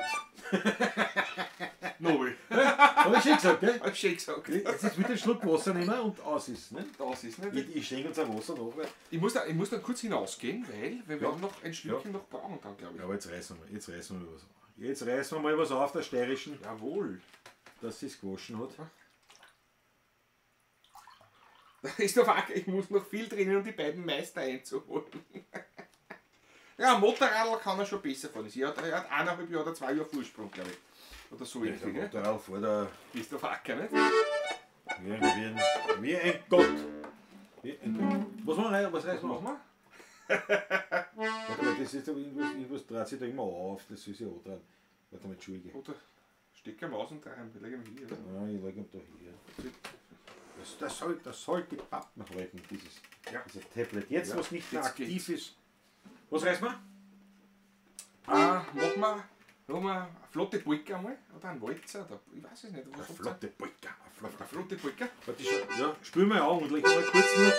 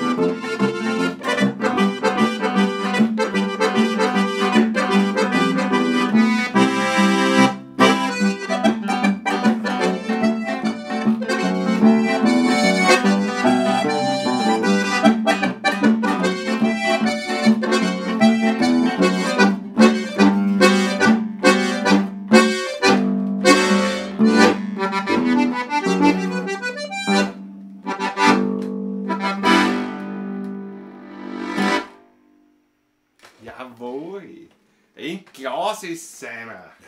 Jawohl, jawohl, Ich jawohl. muss ja gleich einen Schluck nehmen. Ich bin so außer Atem gekommen immer bei dem Stickel. Das ist. Ja, auch wenn nicht, würde ich einen Schluck nehmen, weil. Das ist schon warm jetzt wohl nicht. Also. Ja, schon, gell. Aber es ist schon lang, gell? Wir kriegen ja schon einen kalten noch. Was kriegen wir als nächstes? Auch wieder ein gemischter Soße, oder? Nein, das nächste ist dann über den grünen Veltliner oder haben wir einen Gustav von Chardonnay? Ich hätte einen Gustav von Chardonnay jetzt. Sind beide Das gekühlt, oder? Beide, natürlich, selbstverständlich. Ich bin ja kein Pfuscher. Ja, dann gehen wir mal mit an, weiter. Ausgezeichnet Idee. Gut, ich mache mich gleich auf den Weg, wenn wir den austrunken haben, nur dass er schön kalt bleibt. Gut, da fallen die Achteln rein. Danke euch. Super, Maike. Christoph Acker, der Polizeitrainingsklaus. Fährt göttlich, da komme ich nicht nach. Aber da kommst du schon nach, Christoph. Man muss ja auch nicht so in die Kurven sich reinlegen, ist ja nicht ordentlich. Einer fährt ein bisschen langsam und ein bisschen aufrecht, das ist ja kein Scham. Ich habe einen Vorteil. Das ist wie beim Skifahren und beim Mountainbike, also wurscht bei was, ist ja kein Ding. Nein, die man. Wichtig ist, dass man eine gewisse Sicherheit hat, weißt? Und dass man sich einfach selber sicher fühlt. Der wesentliche Punkt ist jetzt in unserem Falle, wir müssen kann mehr was beweisen. Nein, wir haben schon das Wir fahren am Fluss auf Leibwand auf super. Und ja, klar, wenn ich so ein Training mache, nicht? Also ich war jetzt erst letzte Woche, habe ich 2 Trainings gemacht, also 2 Vortechniktrainings. Einmal bei der Polizei, also beim Verein, bei dem VFV, was ich sehr empfehlen kann, VFV, ja. Verein zur Förderung der Verkehrssicherheit heißt das. Das ist da in Straßhof, ganz leibend. Und dann nachher war ich noch in Bachfurt, das ist das modernste Vortechnikzentrum in Österreich. Und das war von der Stadt Wien ein organisiertes Training. Naja, wenn du 2 Training in einer Woche machst und vorher schon einige und übst und tust. Und fährst permanent und tust, klar. Klar, du hast dann ein bisschen mehr Sicherheit. Aber Das ist so wie da. das ist genau, das ist so wie alt. Nur der Unterschied zum Instrument ist, das Motorrad steht da vielleicht im Winter ein bisschen länger oder man hat es überhaupt eingewintert. Und dann steigst du wieder auf und du fängst wieder bei Null an. Und wenn was passiert, ne, das ist was anderes. Ne? Das ist, Nein, das ist daher nicht so das so ist schon gut. Ja. Aber wenn man sich damit beschäftigt, jetzt schau die roten Achtel von einer. Sollen wir nur einen steirischen machen?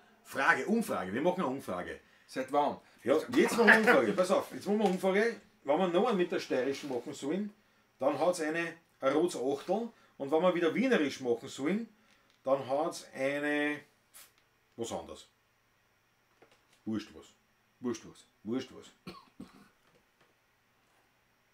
Den Karl haben wir auf deinen Fotos von Backfurt auch gesehen. Ja, der Karl Kartach.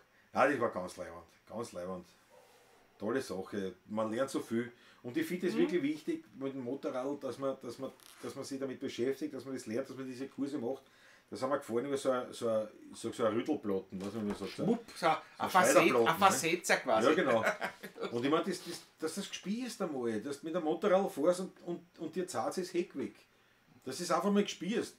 Ne? Weißt du, so Sachen, das ist wichtig. Ich finde, das sollte da jeder machen, weil es die Sicherheit bringt. Ne? Der Landesstrom sagt, Geschwindigkeit ist nicht alles. Es muss Spaß machen, vollkommen richtig. Und ich denke mir, ja, die Geschwindigkeit ist ja nicht das, dass ich fahre schnell und quasi, dass ich schnell fahre, sondern ich fahre so, wie es mir Spaß macht. Und mit der Zeit fährt man dann schneller. Einfach. Weil es ist, aber das ist nicht der Zweck dahinter. Ne? Und wie gesagt, wir müssen uns nichts mehr beweisen und aus dem Schwanzvergleich, Alter, sind wir schon draußen. Da sind wir schon draußen. Also wie gesagt, ich warte noch auf die Abstimmung. Steirisch, ja, nein. Steirisch, Malmoschkogel. Grüß euch. Leider zu spät. Nie zu spät, immer. Wir haben eine gute halbe Stunde haben wir sicher noch vor uns. Ne? Ah, der Strom, ja, und man muss sich wohlfühlen. Und das ist natürlich genauso. Ja, da kommen die roten Achtel. Das ist natürlich genauso. Zonko, die Frage gibt der Torte eine. Was ist da? Was ist Ja? da? Torte, der Zonko. Er zocken wie wienerisch. Da machen wir wienerisch weiter. Ja, nein, jetzt machen wir das haben ja lauter Wo rote sind die Achtel. Achtel? Ja, haufenweise. Ah ja, Stefan, du jetzt kommen. Okay. Genau, Fritz Starko sieht das auch so. Vollkommen richtig. Wiener Dom will auch wienerisch. Ja. Nein, dann einen steirischen. Ja, es Machen wir einen steirischen, überwiegt. es überwiegt, das ist so. Wir machen nur einen steirischen. Ja, Ja, was wir machen einen steirisch-wienerischen. Sowieso, das sicher. Immer. Na ja, klar. Den größten Hit. Unseren größten Hit, ja. Wurde ja geschrieben auf der Auf der steirischen. Steirischen, ja. Den habe ich dann nur aus Einfachheitsgründen auch umgelegt. Ja, weil du die Wiener. Steirische nicht mitgehabt hast, ne? Ja. Jetzt haben wir gesagt, du hast gelernt, Grün auf auf, grün auf der auch, nicht? Das ist aber wurscht. Nicht? Ja.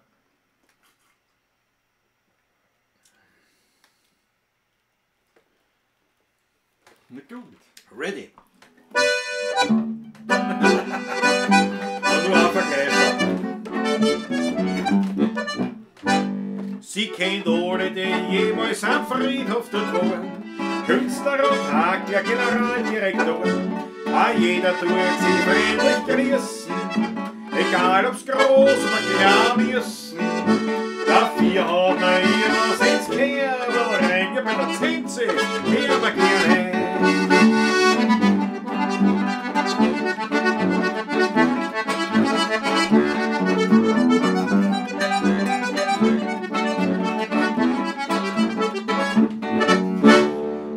Schatze Lisa Häselfrau am Friedhof in Stadtland.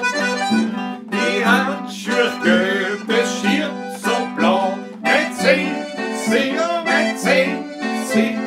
aus Stadtland.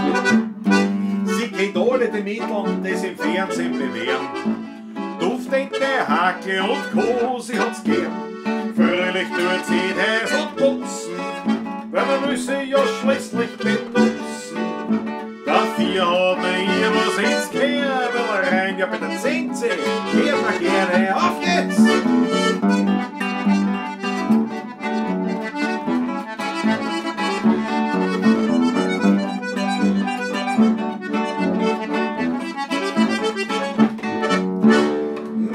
Schatze Lisa Häselfrau am Friedhof in Stadtland. Die Handschuhe gelb, das Shirt so blau. Mit sie, aus Stadtland. Jetzt geht's auf geht's, jawohl!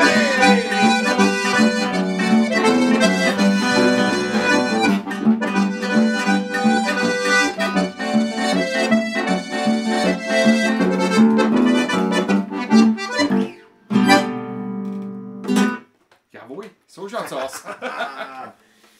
So schaut's Und aus. nicht Das war anders. ja, steirisch-wienerisch war das jetzt quasi. Kann man sagen. Und die roten Achteln ist halt ein Hilfe. Peter Richtiger, grüß euch. Servus, grüß Gott. Auch gestern noch getroffen in der kalten Kuchel. Dann noch. Da hat schon geregnet, da haben wir dann schon das Regenwandel auspackt. Ja, so wie dann schon die roten Achteln. Die roten Da Achteln. hat es gar nicht geregnet, aber im Weinviertel gestern war es trocken bis in die Nacht. Ja. Ja, nein, nein, Ja. wir sind dann in der Christopher Acker und wir sind dann dem Regen immer weggefahren. Ne? Haben uns immer entfernt. Ist gelungen? Ist uns gelungen. Selten Und wir haben uns dann gedacht, jetzt sind wir schon so weit weggefahren, jetzt haben wir uns beim Maus in Ottergrin auf ein Eis rein. Und ich meine, ich kann euch eins sehr zu sagen, empfehlen. 7 Kugeln sind nix. Das ist die große Portion. große Portion. Ja, Die was große sagen. Portion. Der Acker Christopher hat 3 Kugeln gegessen. Ich bin fasziniert, ich würde mich schon auf einen anderen Tisch setzen. Naja, das war ein Wahnsinn. So ein Eisanfänger erst. Ja, den werden wir schon mal hinkriegen. Ja, aber auf jeden Fall haben wir dann gewartet, bis halt der Regen kommt und der ist dann nicht gekommen. Aber das ist absolut wichtig. Absolut wichtig. War's im Weinviertel vorhin, da war Staubtrocken. Du, Patrick, apropos Staubtrocken. Ich habe noch nicht ausgetrunken. Dann trink aus. Der hat einen Zug wie ein Ofenrennen rein. Das hat meine Großmutter sagen. Und trink aus. Weil das ist ja ein Zustand. Ich sitze da ja wirklich komplett. Ich hole jetzt einen Chardonnay. Chardonnay. Passt, Bin wunderbar. gleich wieder da. Chardonnay. Da ist nicht Schad drum. Na, herrlich. Unser Winzer dauert das da. Und das war halt eine wichtige Idee, weil einfach die Kreativität und das künstlerische Schaffen dieser Pawlatschen stark davon abhängt, dass wir einen guten Wein haben. Und der Ausblick. Und ich meine, Christoph Acker kann es bezeugen, am Freitag, wie wir oben gespielt haben, das war so herrlich. Kitschig, romantisch, herrlich. Ihr müsst euch vorstellen, da sitzt da oben so quasi am Bisamberg, das ist da, es gehört schon zu Strebersdorf, ist aber, wenn man jetzt sagt, Stammersdorf näher, von der Idee her, nicht? Also beim Senderparkplatz da so oben ein Stückchen noch. Und dann sitzt du in diesem Weingarten und schaust über Wien. Und wenn es dann so ein bisschen dämmerig wird, dann fangen die ersten Lichter an, in Wien aufzupoppen. Ja, und dann wird es immer mehr, und es wird immer dunkler, dann kommt der Mond dazu. Es ist kitschig schön. Und es kühlt ein bisschen an und wir sind dort gesessen und haben so eine Freude gehabt. Und der Christoph kann das bestätigen. Es war unglaublich schön und wir sind dann gesessen bis 1:30. Der Christoph und ich sind noch mit ja, Winzern genau, um bis beim 1:30 31. gesessen, beim Dings, ja genau. weil es so schön war. Obwohl ich den ganzen Tag Training gehabt habe. Also vor Nein, ich bin schon Training. früh angehauen, ich war nämlich schon relativ müde, ich muss mal sagen, ich war schon um 17 Uhr dort und habe schon aufgebaut auch gehabt. Und Naja, klar. Naja, und mit dem Auto. Ja. daheim von auch noch Und du hast ja weiter Weg also heim gehabt als mit mir. Aber es war wirklich so, wir haben da, ja. obwohl ich war so müde vom Spielen, vom Vortechniktraining, weil es ja heiß auch war, nicht?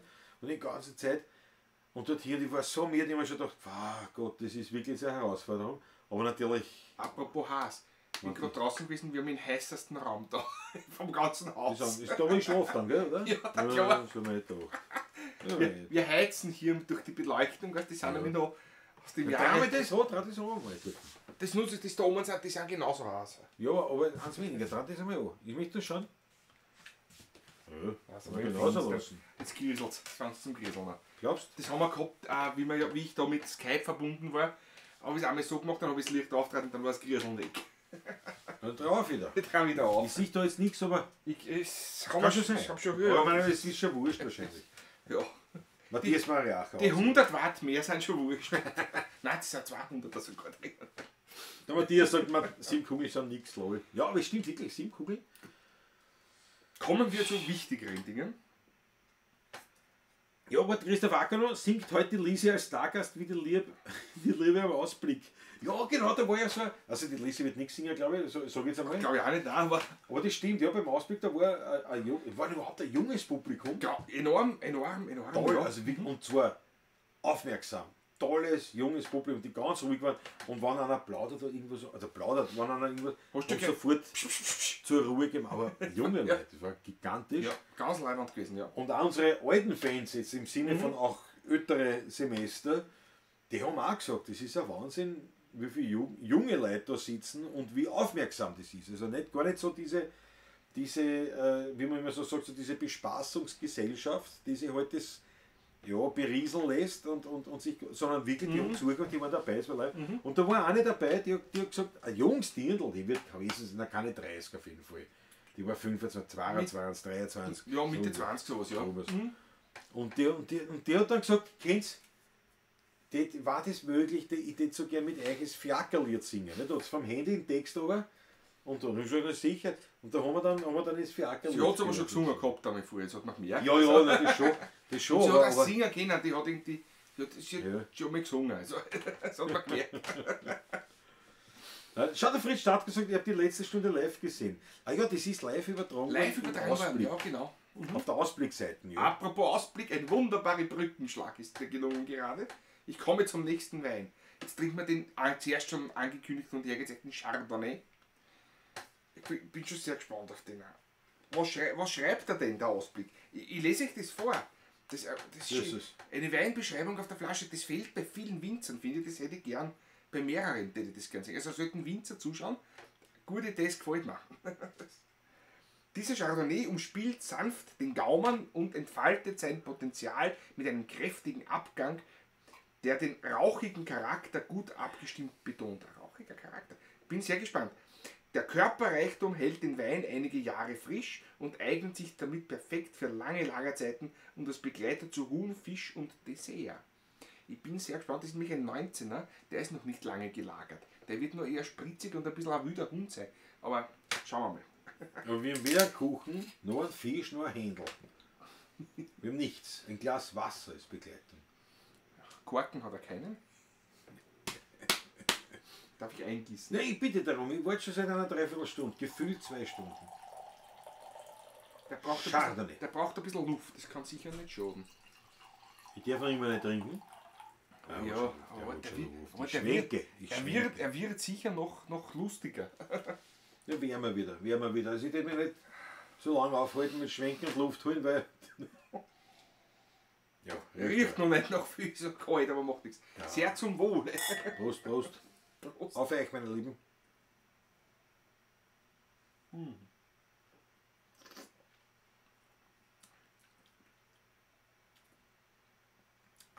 Herrlich.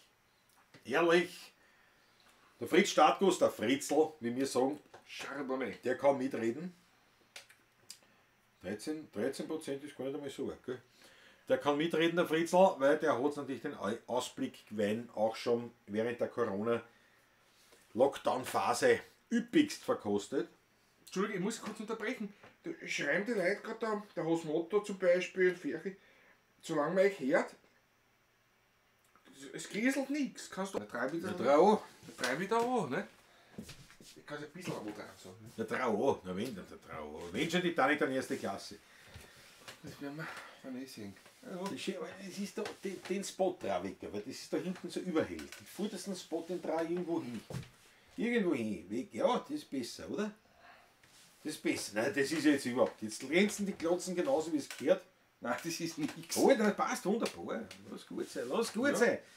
Die Leute sollen uns kennenlernen, so wie wir sind. Finster kommt mir jetzt vor. Nein, es kommt uns so vor. Nein, es schaut gut aus. Überall. Die Susanne Bumm, wir wollen die Lise hören. Ne? Da kannst du lang warten, glaube ich.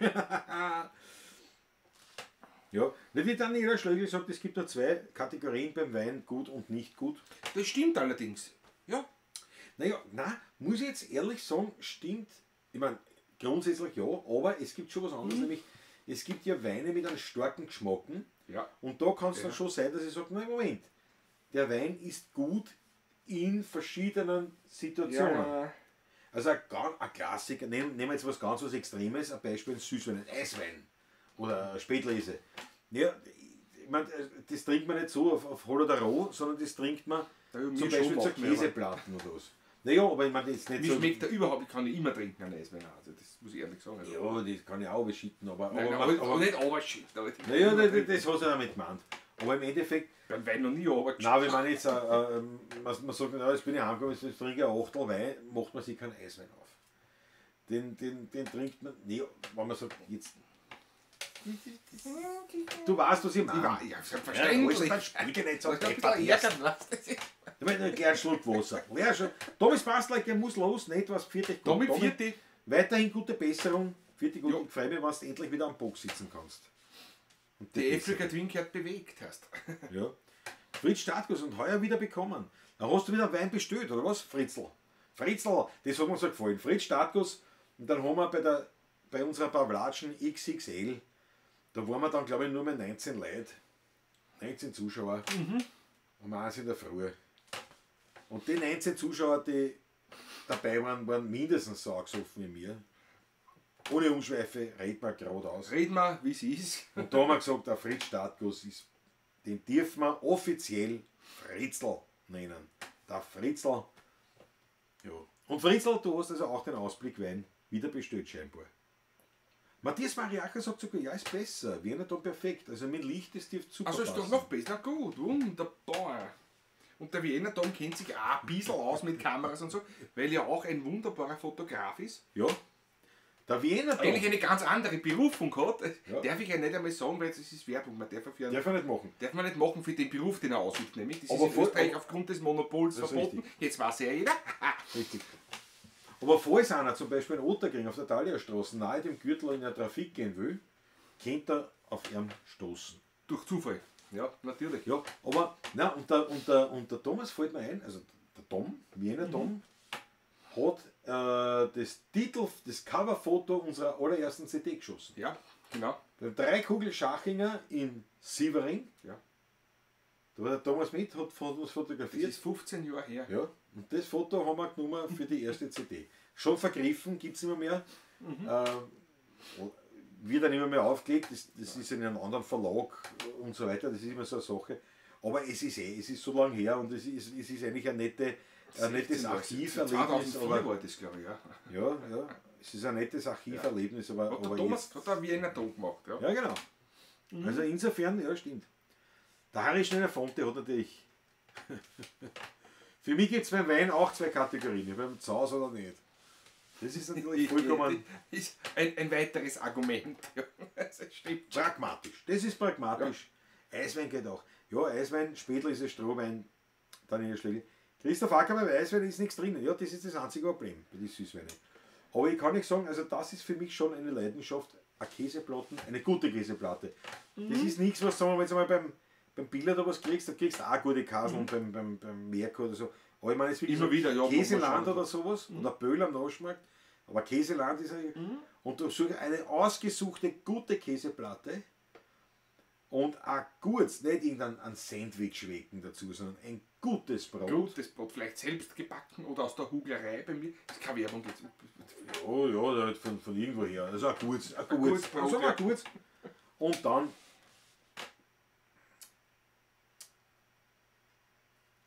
einen guten Süßwein. Herrlich. Herrlich! Ja, der Fritzl sagt es gut. Bei der XXL-Show waren 2 Darsteller und 19 Schläfer. Ja. Wiener Dom schreibt, es war mir eine Ehre. Bist du schon dahin, mein Lieber? Nein, ich hoffe, du meinst es jetzt mit Büdel, nicht? Mit der Achso, mit ja, Cover, genau, mit Cover, ja. Ja. Das war eine lustige Geschichte damals. Ich freue mich schon. Thomas, ich freue mich, wenn wir uns einmal wieder sehen. Patrick hat gesagt, ihr habt euch erst jetzt einmal Nach jahrelang einmal durch Zufall, ja, in besagtem, bei der Ausübung deines Berufes, sagen wir so. Ja. Aber haben wir schöne. Wir haben dann mit dem Wiener Dom, also der Wiener Dom, ich sage das jetzt immer so, wie es halt da steht. Ne?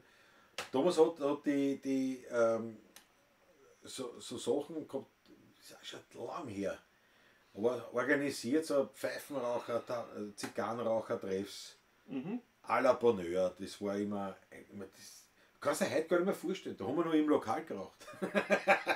Und zwar Zigarren und Pfeifen. Ja.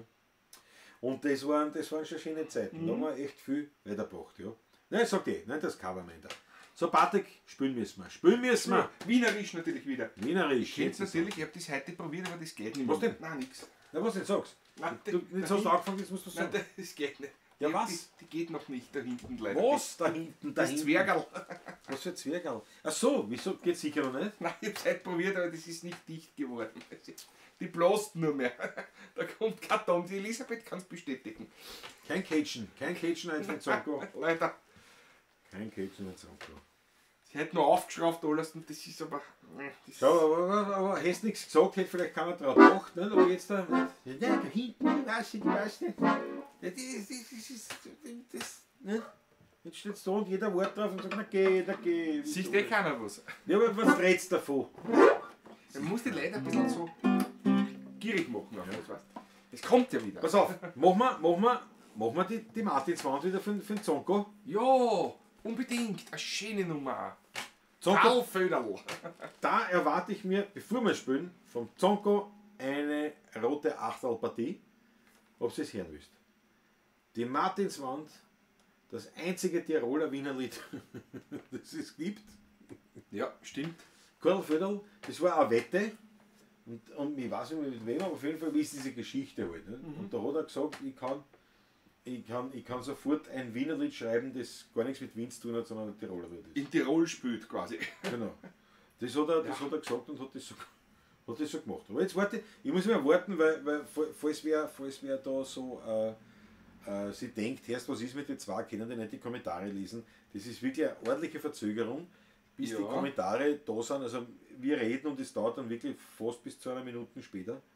Also wird sicher 30 Sekunden plus sein, bis wir dann das lesen können, was ihr reinschreibt. Daher dauert das immer ein wenig, da muss man das so übergehen, diese Zeit. Inzwischen, wir können ja was trinken, im Gegensatz zu den Ja, wir können einen Schluck Wasser annehmen. Mal. Genau, wenn es unbedingt sein muss. War nicht so schlecht. Ja. Der Chardonnay ist besser. Der Chardonnay. Der Chardonnay. Chardonnay. Den Chardonnay. Aber wirklich gut. Ist wirklich gut. Und der Ausblick, also das findet ihr ganz leicht, ausblick.wien ist die Internetadresse. Ganz leicht. Ganz leicht. www.ausblick.wien. Da kommt es zu unserem Winzer Dauertester, zum Höfler Michel. Dr. Michael Höfler. Dr. Michael Höfler. Das grauf hier mal erheben. Verständlich. Der ist jetzt da gewählt worden, da habe ich was war da die Top 5 der Top beliebtesten 5 Heurigen oder so irgendwie. Beliebtesten Heurigen in Wien, ja genau. So irgendwie war das, ja. Also, da geht schon was.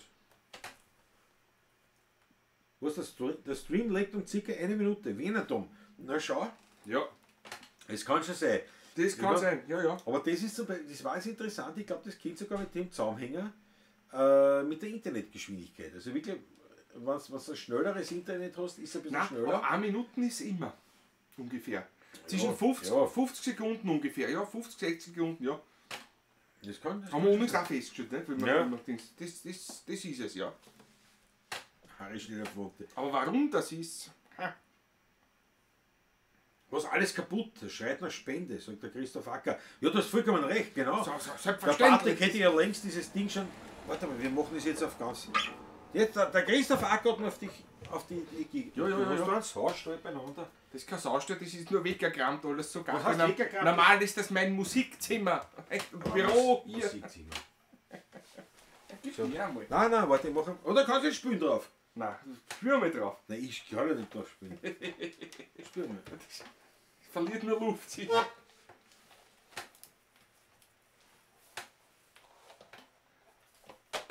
So, momentan macht er nur. Mehr geht nicht mehr, weil.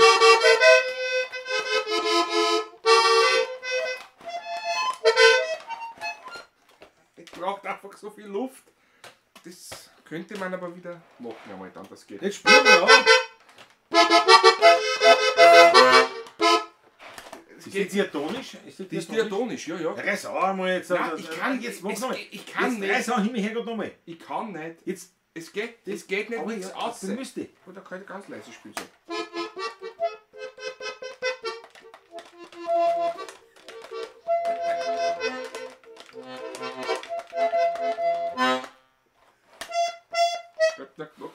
Das geht. War nicht schlecht. War Da nicht kommt schlecht. nichts. Ist leider Schau, gib her. gehört die überarbeitet. Und der Christoph Acker hat genau das gemeint. Genau. So, warte mal, ich muss das liebe Gesicht machen. Meine lieben Freunde und Freundinnen der 16er Buben und der musikalischen Vielfalt in und rund um Wien. Ich möchte euch bitten, wann ihr wollt, dass der Patrick wieder auf diesem Instrument spielen kann, dann sind wir auf euch und eure Spenden angewiesen. Quasi Weinviertler in Not. Er braucht ein Geld zum Revitalisieren dieses Gerätes, um den Zonko Das geht.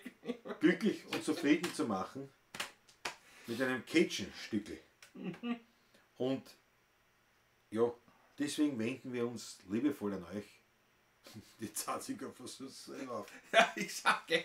Bitte, bitte, bitte, wenn dieses Hunterl, also die Harmonika, wieder ein bisschen hören wollt, Ich glaube, es wird nicht mehr. spendet, aber da braucht man dann schon Tausender. Viele Tausend.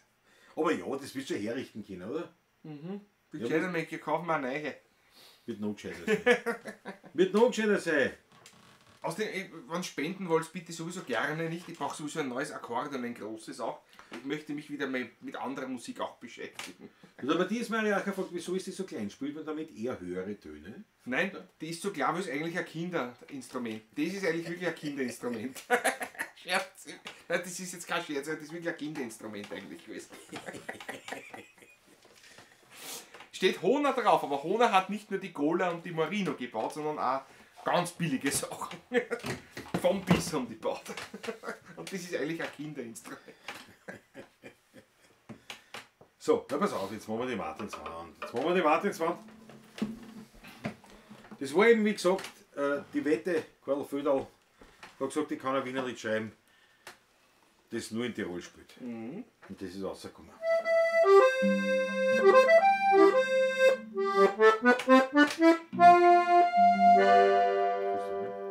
Cäsar. Ah, Dädel, so, da zählst die Leute Mut, worin ein Wünsch jetzt verliebt. Sie hat ihm gesagt, geh immer wieder fort, weil das noch ein Unglück bringt. Noch einmal sagt er los, noch wieder mit, die schönsten Blumen bringen mit für dich. Der Schoss noch haben sie gefunden in der Früh, die Blumen in der Hand für sie. Unter der Martinswand, ganz nah am Felsenrand, da ins Tiroler Land. Und grenzt von Enzian steht's am Muttersöhnerland mit einem blassen Spruch am Schriftenband, am Schriftenband. Für die gute mein lieber Bauer, für die Gute auf immer, der Herz schlägt nimmer mehr, die Welt ist leer. Unter der Martinswand, ganz noch am Felsenrand, da schaut am Mantelins Tiroler Land.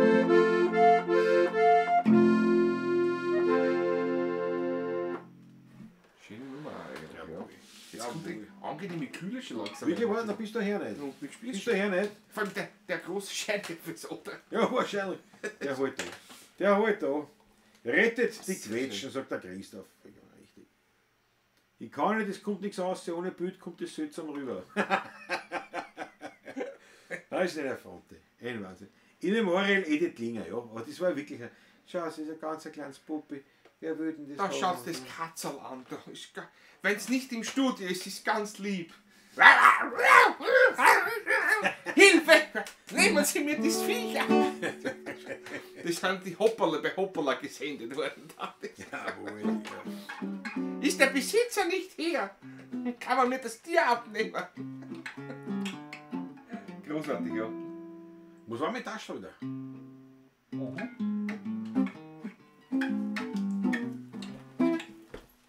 Ja, was reißt. Bis dahin kann ich, ja, was da.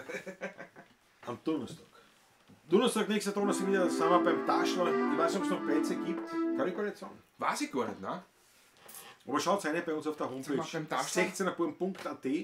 Abonniert unsere Newsletter, dann seid ihr einmal informiert. Wo es auf jeden Fall Plätze gibt, ist am 15. August beim Lentner Karl, unser Sommerfrühschoppen. Der legendäre Frühschoppen beim Karl Lentner. Das war leibend, ja.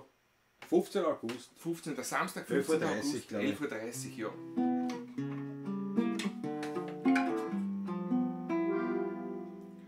Zwischen Nussberg und Donau, am Rande von Wien, da steht ein ganz kleines Dörfel mit kleinen Häusern darin. Und gleich bei der Kirche ums Eck,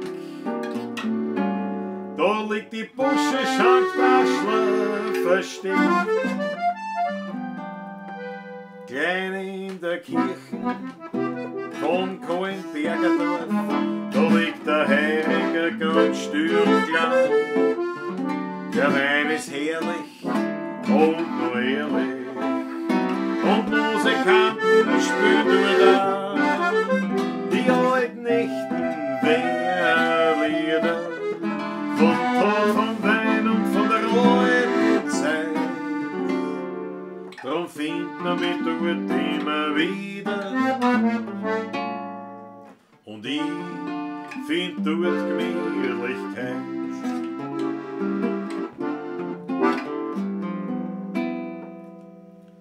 Dort ist noch nichts neu, nicht modernisiert. Vom Essen das Beste findet man dort garantiert. Viel Frohsinn, Hamur und viel Glück liegt drin. In der Busche Schanktaschler am Rande von Wien. Klein in der Kirche vom Kohlenberger Dorf, da liegt der Heiriger ganz still und klar. Der Wein ist herrlich und nur ehrlich, und Musikanten spielen nur da die alten echten Wienerlieder von Tod, vom Wein und von der alten Zeit. Drum findet man mich dort immer wieder, und ich find dort Gemütlichkeit. Jetzt reißen sie an, bitteschön, jawohl.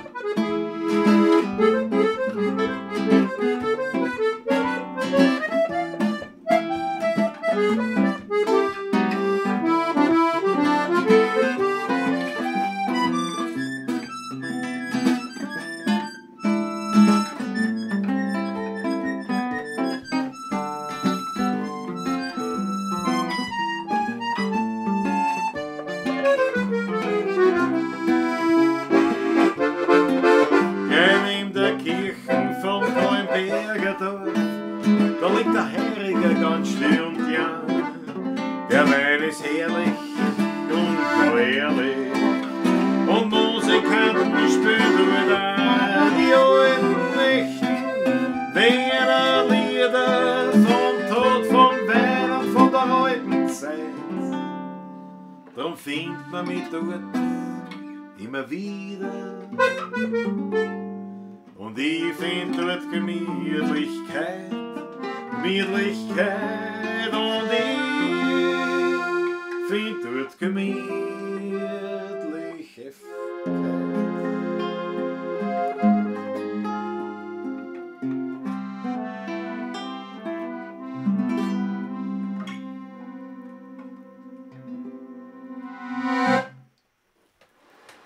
Schöne Nummer. So Sachen schreibt der Kerl.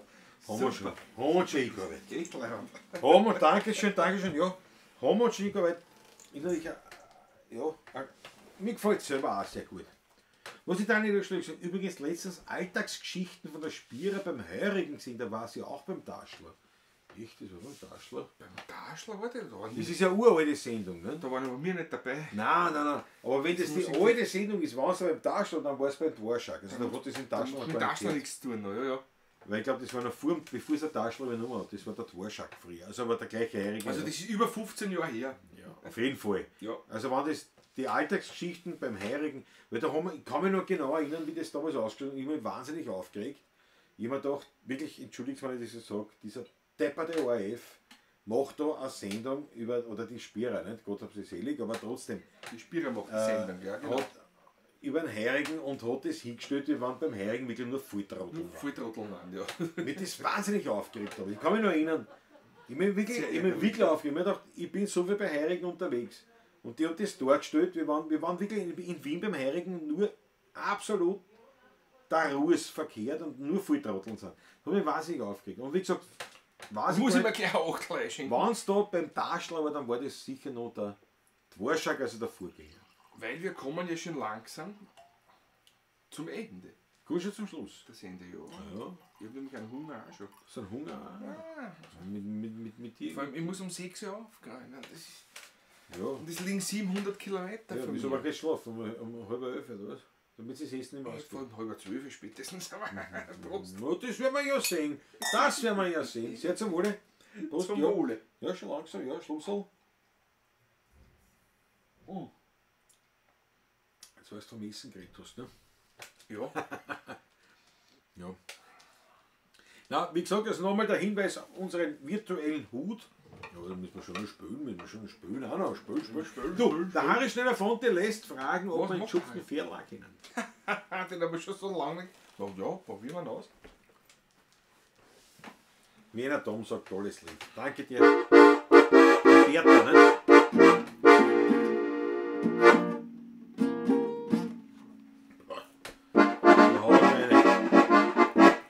Der geschupfte Pferdl frisch, das Hey, zieht der schupfte Pferd, frische Socken, genau. Fängt an. so fängt's an. Der geschupfte Pferdl, wie fängt das an? Hey, der zieht der schupfte Pferd, frische Wir bringen Socken, schon, geht's noch eine Stunde. nicht mehr Schluck. Das Das kann nicht sein. Das Die ist Noten gescheiter. schauen vorher. Prost, ja. Wie der Luke schon immer gesagt hat. Schau mal in die Noten rein. Jetzt schau. Was der Daniel Schlöger gesagt, Gasgarten war der gleiche, ja. Interessant, den muss ich mir das direkt einmal anschauen. Aber das war dann noch der Dvorak, das war noch vor dem Taschler, bevor er das übernommen Ja. hat. Aber interessanter Hinweis. Heute zieht der geschupfte Pferd frische Socken ab.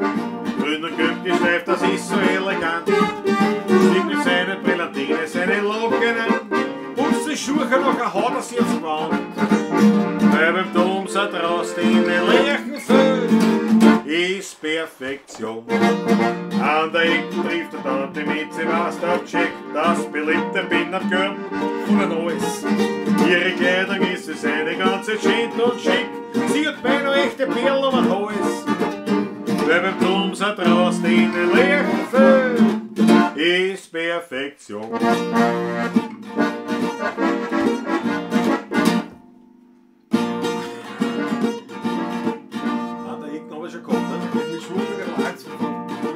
So gehen die beiden mit vergnügtem Sitz und kommen so hin. In der Garderobe sehen sie ein großes Schild.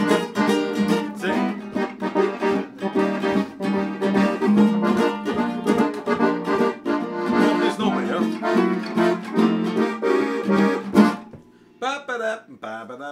So gehen die beiden mit vergnügtem Sitz und Dose hin. In der Garderobe sehen sie ein großes Schild. Die Bettegäste waren höflichst gebeten, die Tanzlokalität um den Messer zu betreten. Da liegt er schon auf der Fährle, ohne lange zu reden. Sein Taschenfährle hinter mit, sie hat im Taschenlehn was drin. So geht's in Schwung und Elan, gestraft hat Schitterbock angespielt von Charlie Wroppler, Charlie's Golden Boys. Aus Herrn Neues und mit den Elasticität sich von selber versteht. Läuft auf Ferdinand die Mizi aus Paket. Über Völkerschau, weil beim Tumser ist halt eh schon wissen, Perfektion. Das Saxophon, das improvisiert. Die Nummer 1 kein Kiff für eine singt Bachlof. Am letzten Ton oder sie geht. Wer auf der Viertel sagt, das ist ein Gehöchter auf. Aber gleich nebenan, da steht ein junger Mann, der glaubt, dass ihn der Ferdinand gemeint haben kann. Und die erst über diese Randbemerkung sind deprimiert. Ich schub der Viertel und hab nämlich eins die Mieze entführt. Er findet das als sehr gemein. Du kannst der Schlägerei, drum beißt er dem Viertel in die Nosen hinein. Er ist ganz desperat, er weiß, ich kann rot, aber das Messer bläder weiß in der Garderobe liegen hoch. Aber gleich drauf wird ihm besser, denn ihm fällt ein, die Mütze hat ja noch ein Messer. Er reißt ihn zusammen und gibt dem Gegner einen ziemlich leichten Stesser. Und diesen Stesser fliegt er durch das ganze Tanzpaket. Am anderen Ende blickt er traurig an der Wand. Und 5, 6 Tänzer, die ringeln sich am Boden. Davon schreit einer, jetzt gibt's wahrscheinlich am Maroden. Daraufhin sagt der andere, warum nicht gleich einen Toten? Sie schütteln sich die Hand und beideln, traut den Ferdinand aus dem Gewand. Komm ob der Fährl seine Floschner, sagt er zur Mitzi, reib mir's Messer aus der Taschner. Aber die Mitzi sagt, der Teufel ist ruhig, jetzt hat mir der mit Taschlag stehen. Und indessen, dass der geschupfte Fährler wehrlos war, hat die Übermacht ihm ziemlich malträtiert. Er bekam ein blaues Äuglein, dass er schwerlos war, das hat er mit kalten Umschlag sich kuriert. Und er nimmt so oft in der Schädelbrand 2 Pyramiden. Und doch nächste Woche sieht der geschupfte Fährler wieder frische Socken an. Grün und gelb gestreift, das ist so elegant. Sieht mit scheinster Brillatine seine Locken an. Stück die Schuhe noch ein Haar, das ins Gewand. Weil beim Tumser draußen in den leeren Föhn ist wieder einmal Perfektion.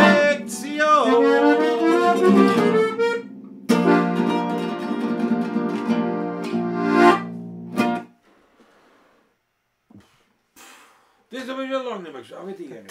Das ist Sofort wiedererkannt. ah, Wahnsinn. Manns Garage verabschiedet sich, muss früh aussehen. Wir verabschieden uns jetzt auch das gerade dabei schon was. langsam. Ja. Die Momo verabschiedet sich auch schon. Lasst euch den Trabauer schmecken, das machen wir auf jeden Das Fall. machen wir auf jeden Fall. Und natürlich werden wir das schon ein bisschen dokumentieren, so ist es nicht.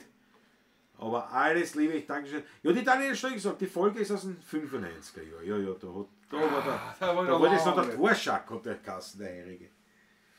Das war der Torschack, ja. 25 Jahre her. Jetzt, was er sagt, muss ich direkt einmal schauen. Das, auf das ich Muss ich das auch direkt einmal schauen. ja, wie gesagt, ich habe diese Folge beim Heurigen habe ich also abgelehnt, nachdem ich es gesehen habe, aber ich gedacht, nein, das ist eine Frechheit. Das ist ja eh genauso wie der Mundl, nicht? Oder der Kaiser mit dem Blues, wo sie halt wirklich ausgestrichen haben. Bei Mundl liebe ich, also ich liebe ihn. Ja, aber es ist natürlich schon, Ja. kein Mensch ist so wie der Mundl. Ja? Also kein, das ist nicht, aber gut, das ist künstlerische Freiheit, das ist überzeichnet. Ja. Aber noch schlimmer ist, finde ich, der Kaiser mit Kaiser dem mit Blues. Blues ist Das ist einfach wirklich sowas von weit weg von der Realität. Teilweise und doch so nah dran. Ein bisschen Mundl kenne ich doch einige. Naja, schon, also. aber es ist nicht, aber es wird so dargestellt, als ob Also, Wien, ob Wien aus so wäre. nur aus Paletten Nein, besteht. so ist es ja nicht. Und das ist mit Kaiser München Plus genauso. Das ist, als ob es in Wien nur Scheutels gibt. Ne? Und wie sie alle heißen. Der Und Scheutel das stimmt halt nicht. Das stimmt nicht. Bei Politikern Scheutel und Gneißer hat mir schon sehr gut gefallen. Ja, ja, schon, nein, gute Sachen. Aber Ist ja gut persifliert eigentlich, die zwei gewesen. Ja, ja, Ja, aber es ist Gerade die zwei Figuren waren schlecht. Ja. Nein, in Summe einfach, in Also, Summe. Es als war alles, Beispiel, so, aber es war alles so, ja. so wie wenn es in Wien in Kaisermühlen hat und überall Keine in Wien hast du Menschen nur Proleten. Du hast nur Proleten, Ja. nur Depperte und nur Goscherte und weiß ich nicht, Fäkalhumor oder wie man so sagt. Und sonst gar nichts. Ja. Und so, als ob es da nichts gab. Also, und da muss ich ehrlich sagen, da muss ich die Wiener Stadt ein bisschen in Schutz nehmen. Nein, wir haben 2 Millionen Wiener, die Wahrscheinlichkeit, dass bei 2 Millionen ein paar Volltrotteln dabei sind, ist ziemlich groß. Aber bei 2 Millionen sind natürlich auch viel wahnsinnig leibende Leute dabei. Das muss man halt auch sagen. Und das Verhältnis wird das gleiche sein wie in einem kleinen Dörfchen mit 300 Einwohnern. Ne? Das Verhältnis ist. Ja, hast auch 30 Depperte. Ne? Du hast auch den Anteil Depperte und den Anteil Leibende. Und das ist halt so. Schau, der Wiener Dom. Ich hätte mir nicht gedacht, dass es heute so ein unterhaltsamer Abend wird. Super Burschen, ein herzliches Dankeschön dafür. Gut so, Darum, genauso ich soll es danke sein. dir. Genauso soll es sein. Das ist der Sinn und Zweck, warum wir das machen. Ja. Bernaus Motto hat sagt Leiband. Der Franz Bratwein hat uns die Achtel eine. Der Harry Schneller Fonte gibt uns ein Lob, ich danke dir schön. Wenn wirklich bald aus ist, muss ich dann nur allein trainieren. Der Christoph Acker. ja, wir schon langsam. Ja, stimmt. Der Bern, was das Motto sagt, ist ja, Ja. Es stimmt, ist immer so, ein Heuriger besteht nicht nur aus den Trankler. Da war immer, wie in jedem Wirtshaus, ich kenne mich ein bisschen aus mit Wirtshäusern der Rege. Da gibt es einen Tisch, okay, ja, da sitzen sie dort, aber die 30 anderen Tisch, was sind, sitzen die nicht. Ne? Richtig. Und auf das ist die Spire immer hingegangen. Ja, sie hat sich schon immer die Spezialisten ausgesucht. Klar, zum einen verstehe ich Verständlich, muss man es zum anderen. Ist es halt genau diese Show. Die Show-Geilheit. Also, Genau. Nicht, Da waren gerade die 2 Tische dort, wo halt 5 Leute sitzen und die anderen 40, die im Lokal waren, ja. Wie sagt man, dieser wie sagt man zu sowas? Sensation-Geilheit. Sensationslust eigentlich. Ja. Ne? Dieses Und das ist Ja. halt wirklich das, ja. Du hast zusammengerammt, Du hast hast das das Flick, Buch was von weggenommen selber. dort, nicht? Darum Ja, fliegt das so weiß man nicht, das weh, wann habe ich das und die weggenommen? Harmonika für ihre Ja, und wann war das alles? Naja, Jetzt fliegt es. ja, Nee. das war gut hingelegt. Es war. Ja, der Fritz Startgut sagt, für mich war der Kaisermühlen plus echt gute Unterhaltung, ich spreche als Biefke. Du, Fritzl, ich sag dir was, das glaube ich, ich habe mir es auch angeschaut und mir ist es auch gefallen. Nur Fritzl, du bist, Entschuldigung, wenn ich das jetzt so sage, du bist kein Trottel. Dir ist es klar, dass es ein Ausschnitt ist, eine gewisse künstlerische Beschäftigung mit einem Thema. Aber es gibt tatsächlich viel Depperte, die glauben, das ist so in Wien. Weißt du, was ich meine? Das steht Du immer gehst so jetzt dran. ins nächste Wirtshaus rein und da ist jeder Tisch so Ja. besetzt. Und das ist natürlich, aber ich verstehe die Friede, also das ist klar. Und wir haben uns das auch angeschaut in Kaisermühlen Plus. Und ist nicht, also ich will es nicht ganz schlecht reden, aber ein bisschen stört es halt, weil es halt nur so das Schlechte rausholt. Oder das schlechte Image außer. Ja. Es ist einfach keine wirkliche Wiedergabe der Echtheit. Und als das wird es aber ein bisschen so gehandelt immer wieder. Das stört mich sonst nichts. Da ist Untergang schon ganz anders, gell? Harry Schneller Fronte, ja, ich sag dir was. Stimmt. Ja, Matthias Mariacher vertschüsst sich für die Gott. Und schön, dass dabei warst, Matthias. Der Christoph sagt, in Florisdorf gibt es nicht. Nein, Florisdorf gibt es nicht. Die normalen bringen keine Einschaltquoten, stimmt da. Ja, Ja, genau. darum gibt es Das Liebesgeschichten und Das Heiratssachen. gefällt mir. Ja, genau. Berner Hausmotto, weil das gefällt mir. Das gefällt mir, das Zitat. Leider sind speziell in Grinzing viele heurigen Weingärten weg und stehen dort, und das gefällt mir.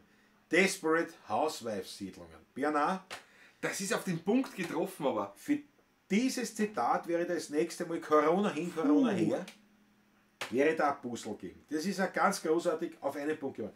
Desperate Housewives-Siedlungen. Super. Ganz großartig. Ganz großartig. der Harry Schneller-Fonte schreibt da, ich bin in Kaisermühlen aufgewachsen, die Leute, die Spira präsentiert hat, kenne ich nicht. Ja, das ist ja das ist einfach. Ja, wie gesagt, ich verstehe schon ein bisschen diese Sensationslust, die man da befriedigen muss. Man holt natürlich die. Und wir haben die ja auch schon spannenden Aussehen, so ne? Typen und Originale kennengelernt, aber das ist ja rare gesehen eigentlich. Ja. Schau, der Paul sitzt auch da, nicht? Und meine Tante wohnt in Kaisermühl, die schimpft auf den Blues. Ja klar, aber das hat natürlich mit Kaisermühl nichts zu tun. Gar nichts. Das ist natürlich eine. Wie gesagt, ich verstehe es schon auch. Und es ist natürlich auch immer, wenn man sowas macht, es ist ja keine Wiedergabe der Wirklichkeit, sondern eine möglichst eben, ja, durch eine mehr oder weniger kreative Brille gestaltet. Wobei, ich muss sagen, ich bin in Otterkring aufgewachsen und so gewisse Parallelen bei dem Kaisermühlbus, also diese Typen, die Spechtlerin oben, die Hausmeisterin, wie es redet, so Leute habe ich schon kennt. Absolut. Aber du Der sagst jetzt, Typus. so Leute habe ich schon kennt. So der Typus her, ja. Und im Film wird das natürlich Überzeichnet, ausgeschlacht natürlich noch, aber das ist, wenn du durch Kaisermühl heute gehst oder Nein. auch damals oder durch Otterkring, aber allein, wenn ich an den Bau, wo meine Großmutter gelebt hat, vis-à-vis von unserem Gemeindebau, wo ich so denke, wer da alle war, die Frau Mertel, daher die Familie Zettel, die Böhms, die Frau Juck, die Frau Schöppel, ja, da war ich schon so Typ. ja, aber schon. Na, kannst du erinnern, bei mir in der Gassen, die Frau Scheiling, kannst du dich Ja, da erinnern? ja. Die war super, die hat sich immer, die war recht gut gebaut, ne? Und die hat so ein Altbau, so ein Fenster gehabt und da hat sie sich so durchgeschüttet und die ist immer gesessen am Fenster. Und die war auch lieb, die hat auch Stimme und eine laute Sorge. Laute Stimme Die ganze Straße unterhalten. Und die hat sich immer, wenn das Fenster aufgemacht hat, das war so halber das Fenster, nicht? Das Kastenfenster halber aufgemacht. Und dann hat sie sich mit dem rechten Arm einmal durchgeschüttet, mit der Ding, nicht? Wisst ihr, was ich meine? Und dann so mit der zweiten nach. Und dann ist am Fensterbrettel gehängt. Das war ehrlich. Grüß dich, Eiersteier! Alles leibend! Aber die war super. Die war einfach lieb. Die war genial, ja. Oder, ich meine, was denkst du den an? Ich weiß nicht, wie der Kass hat. Der war im Vis-à-vis-Haus immer, der den Schlüsselloch nicht gefunden hat. Genau, das habe ich selber erlebt. Ja. Nicht? Ja, Genau. die haben immer geglaubt, die machen Schmäh. Nein. Ich hab gesagt, nein, aber dann haben wir live Und haben wir einmal selber eigentlich, weißt du? Ja, der war säulich. Der ist besoffen heimgekommen, älterer Herr. Und ist nicht mehr gestanden mit seinem Titel, wie von meinem Haus. Ja, aber nein, das kriege ich dir nie auf. Kriege ich nicht auf, das Das gibt's geht ja nicht, nicht. das hat die ganze Zeit so herum. Dann hat er manchmal, wenn Leute vorbeigegangen sind, hat er das angeredet und hat gefragt, schön, können Sie mir helfen? Hat so gewogelt und Ding. Manchmal bin ich umgegangen, habe ihn aufgesperrt. Aber nicht laut, oder was? Nein, der war nicht ordinär. der war nur aufgesoffen und hat sich gespielt. Und dann habe ich irgendwann habe ich das schon im Ohr gehabt. Gell? Ich habe gesagt, der kommt schon wieder heim. Und der wird sicher wieder nicht gefunden. Dann bin ich umgegangen, habe gesagt, habe ihn aufgesperrt. Da ist eine, ich weiß nicht, wie der Kasse hat, das war eine Legende. Ja, nein, eben, der Fritzl sagt auch, nicht in Wien. Real ist anders, natürlich. Ja. Klar. Ein Puzzle von Klaus, das ist 16er Romantik. Na, der Bernard was Motto kriegt. Aber natürlich dank meiner Frau, sie hat das festgestellt, gut Bernard, tut mir leid, dann kriegst du nicht du das Puzzle, sondern die Frau. Ja, ich kann damit leben. Na gut, So schon langsam, jetzt kommen wir aber wirklich. Was heißt schon langsam? Jetzt kommen wir zum Ende, das ist viel Löwe. Der Harische Font, das hat der Kaiser Müllblues war überzeichnet, das war schon in Ordnung. Ja, natürlich. Aber das Problem Genau, der ist. Mundl auch. Halt. Ja, aber das Problem, was ich damit habe, ist, man überzeichnet, natürlich, das ist das Stilmittel, aber man überzeichnet immer nur eine Seite. Ja, der Rest ist nicht lustig. Die Leimenden werden nicht überzeichnet. Die Leimenden, die dort sind, weißt, ich meine, waren auch zum Teil drin, aber weißt, das ist für mich immer so eine Sache. Das stimmt schon. Du sagst, vollkommen richtig, Harry Schneller Fonte, das ist auch ein, weil du musst es ja zusammenpacken auch in einer kurzen Folge. Aber es ist eben eher fast schon auch über Entschuldigung. Nicht? Man sagt, ja, das ist überzeichnet dargestellt. So wie der Mundl, der Sackbauer, überzeichnet dargestellt. Ja, warum überzeichnet man nicht den Großteil in Wien, nämlich die Leihwanden? Nein, man holt sich die raus. Ja, ihr wisst, was ich meine. Also, wie auch immer, trotz allem, wie der Fritzl richtig gesagt hat, es war unterhaltsam, Kaisermühlenblues. Der Mundl ist für mich noch unterhaltsamer eigentlich. Absolut. Muss ich ehrlich sagen. Weil er halt schon Kult ist. Die Aber natürlich. Muss man wieder mehr auf YouTube mal anschauen, eine Folge oder zwei oder drei. Aber, Großartig. Vor allem auch die Schauspieler, die lebt natürlich von denen auch wahrscheinlich. Ja, na, absolut, aber es Ja, ist, haben wir Borek dabei. aber es ist halt trotzdem weit weg von der Realität. Es ist schon so überzeichnet, dass es schon fast übertrieben ist. Ne? Also sowas wie die Mundl habe ich noch nicht kennengelernt. Weil ganz ehrlich, na, weißt du, der Mundl ist nämlich, wird dargestellt als wahnsinniger Prolet, im negativsten Sinne, gleichzeitig mit einem irrsinnig goldenen Herz. Sag, ist nicht das typische goldene Und- Wiener Herz hat, aber Ja, aber und das was die gibt's aber nicht. Familie angeht. Das gibt es aber nicht. Wenn einer so ein Prolet ist, wie der Mundl dargestellt wird, dann ist er einfach ein Ruhes, dann hat, ich habe da keinen kennengelernt, der so ein Prolet ist, so tief ist Nein, nicht.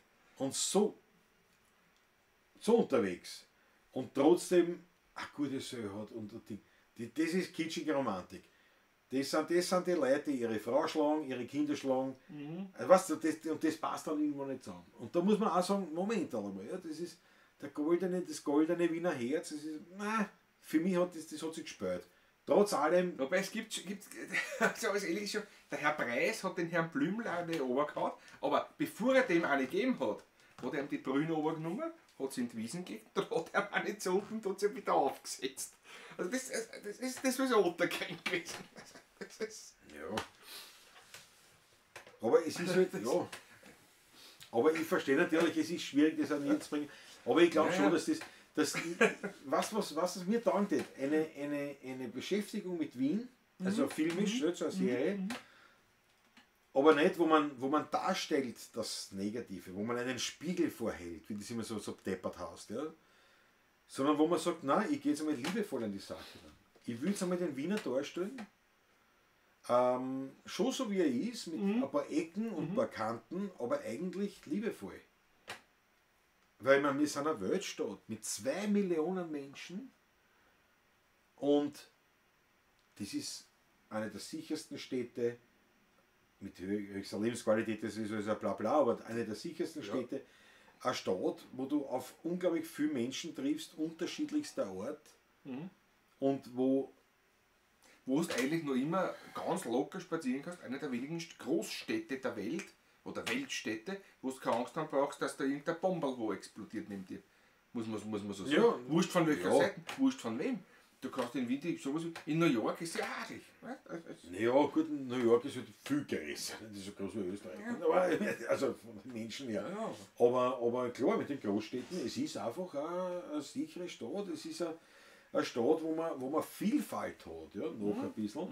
Noch Und kann man's. wenn einer hergeht Bald und sagt, nicht mehr. ja, es gibt auch negative Dinge, aber auch Negatives kann ich Und die Grünen noch weiter wirken, haben Na, wir hör auf, keine hör auf, Vielfalt. ja. Lass uns Die gut sein. Vielfalt nämlich voll. Lass uns gut sein. Ja. Mundler hat auch gesagt, ja, also unterm Strich muss ich sagen, natürlich, wir haben uns auch alles angeschaut und teilweise auch mit großer Freude. Sackbauer, ein echter Wiener geht nicht Ich runter. mag ihn schon sehr. Also ich mag Natürlich. Das schon sehr. Aber ich wollte ein bisschen eine Kritik auch Aber anbringen, auf, dass er mit das dabei ist ja ist. gut so. Die Fendrich-Variante, Christoph Acker, nein, die geht nicht, weil die, da sperren sie uns das Video. Dann ist das Video Weil gesperrt. der Fendrich das nicht mag und das respektieren wir natürlich. Das ist zu respektieren einfach. Ist so. Moschkogel verabschiedet sich, danke dir vielmals, ja, wir verabschieden Wir uns auch. verabschieden uns auch jetzt, ja. Der Harry Schnellfonte, naja, Klausi, Pfz. Das muss man jetzt irgendwie ausdeutschen ein bisschen. Naja, Klausi, Pfz. Nachricht zurückgezogen, Harry Schneller Fonte, habe ich da jetzt. Nur wahrscheinlich, weil er sich vertippt hat. Vertippt, Ja, wer weiß, vertippt. wer weiß. Ich glaube, was hat er gesagt? Ein Sauvignon Blau, oder was hat er da reißen? Wer weiß, was sich da dahinter verbirgt. Der Chardonnay ist nicht so schlecht. Aber jedenfalls, ja, Weingut Höfler. Weingartöffel. Ausblick Wien. Charme. Und schaut wirklich eine. Ausblick.wien im international, im Web.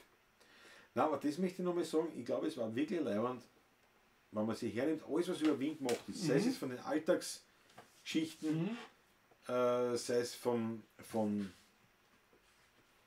da hast du einen Auftrag, sagt der Harry, ja. Das glaube ich. Na, aber wirklich so, nicht jetzt schön färben, das meine ich nicht. Na, aber nehmen wir den Sondern positiven einfach Sachen, einmal die Sachen, liebevoll die hergehen. Auch das Negative. Man kann ja auch Gibt's. was Negatives liebevoll darstellen. Weißt du, was ich meine? Und ich habe immer so das Gefühl, es wird immer alles so, allein schon, wenn man so sagt, ja, es wird der Gesellschaft der Spiegel vorgehalten. Ja, Das ist aber nicht nur wienerisch, das warum? ist generell so. Ja, aber, Generelles Erscheinungsbild nicht. aber kann man nicht einen Spiegel vorhalten und sagen, schau, Wie es schön gibt ist auch es? schöne Zeiten, Ja. oder schöne Seiten. Meiner Meinung nach schon, ja. Das denke ich mir. Ja. Der Fritz Stadtkus, ich habe die Wiener als Seher eigentlich. eigen nett und auch irgendwie abweisend erfahren, aber nie böse. Ja, ich meine, der Wiener jetzt, wenn man es grob sagt, Friesl, ja, der Wiener ist schon ein grundlegend der Wiener ist schon ein Arschloch, grundlegend einmal. Aber eben nicht bösartig. Und das stimmt. Er hat nie eine böse Absicht, Nein. oder sagen wir die wenigsten.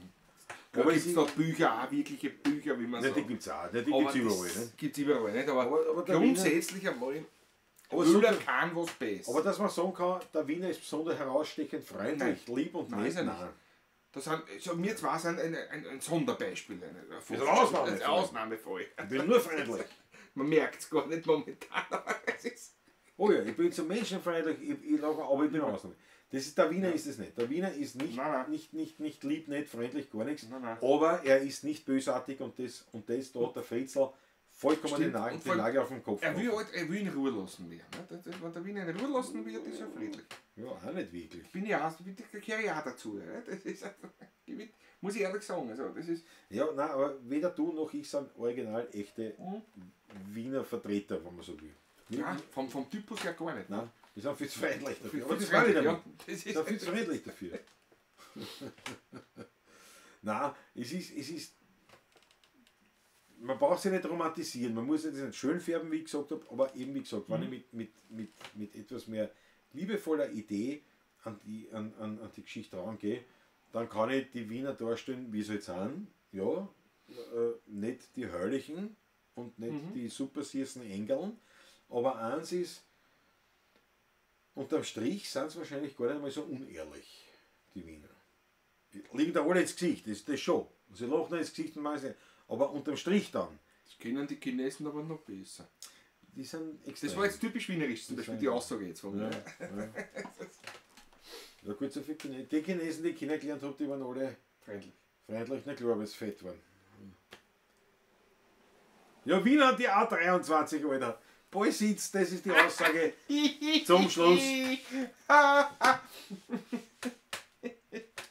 Mein Leiberl ist mir am nächsten, so sind die Wiener. Christoph Acker, ja, so sind die Menschen. Das hat mit Wiener nichts zu tun. So sind die Menschen. Das ist schon bald aus, was ist da? Der Harry Schnellfonte bringt es besser so. Du bist der Arsch, aber im Wahnsinn so, ja.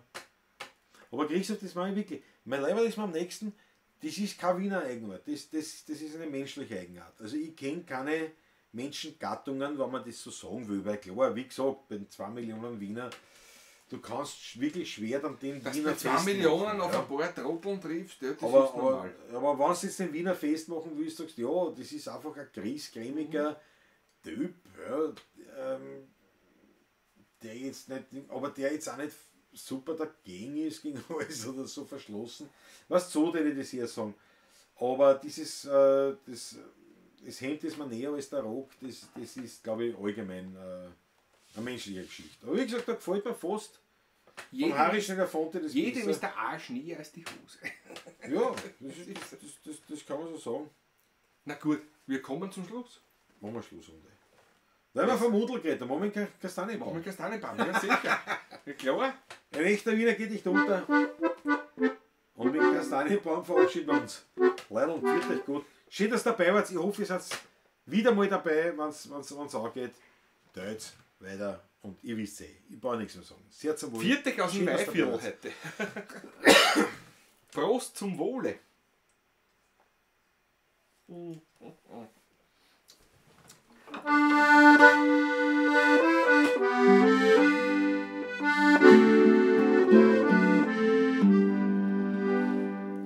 Du narischer Kastanienbaum, du blühst erst im August. Warum erwacht so spät in dir des Frühlingslebens Lust? Du narischer Kastanienbaum, du bildest dir wohl ein, du könntest, wo der Herbst schon naht, ein junger Frühlingsstürmer sein. Ganz dicht am Rand vom Stadtpark steht, wo alle Welt vorübergeht, ein Baum, der lässt seit langem die Blätter traurig hangen. Doch plötzlich ist er aufgewacht und Kerzen standen über Nacht auf allen seinen Zweigen. Jetzt wollte er sich zeigen.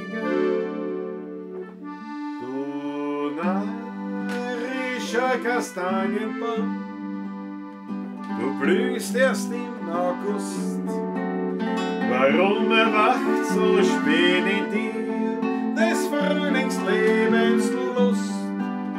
Du narrischer Kastanienbaum, du bildest dir wohl ein, du könntest, wo der Herbst schon naht, ein junger Frühlingsstürmer sein.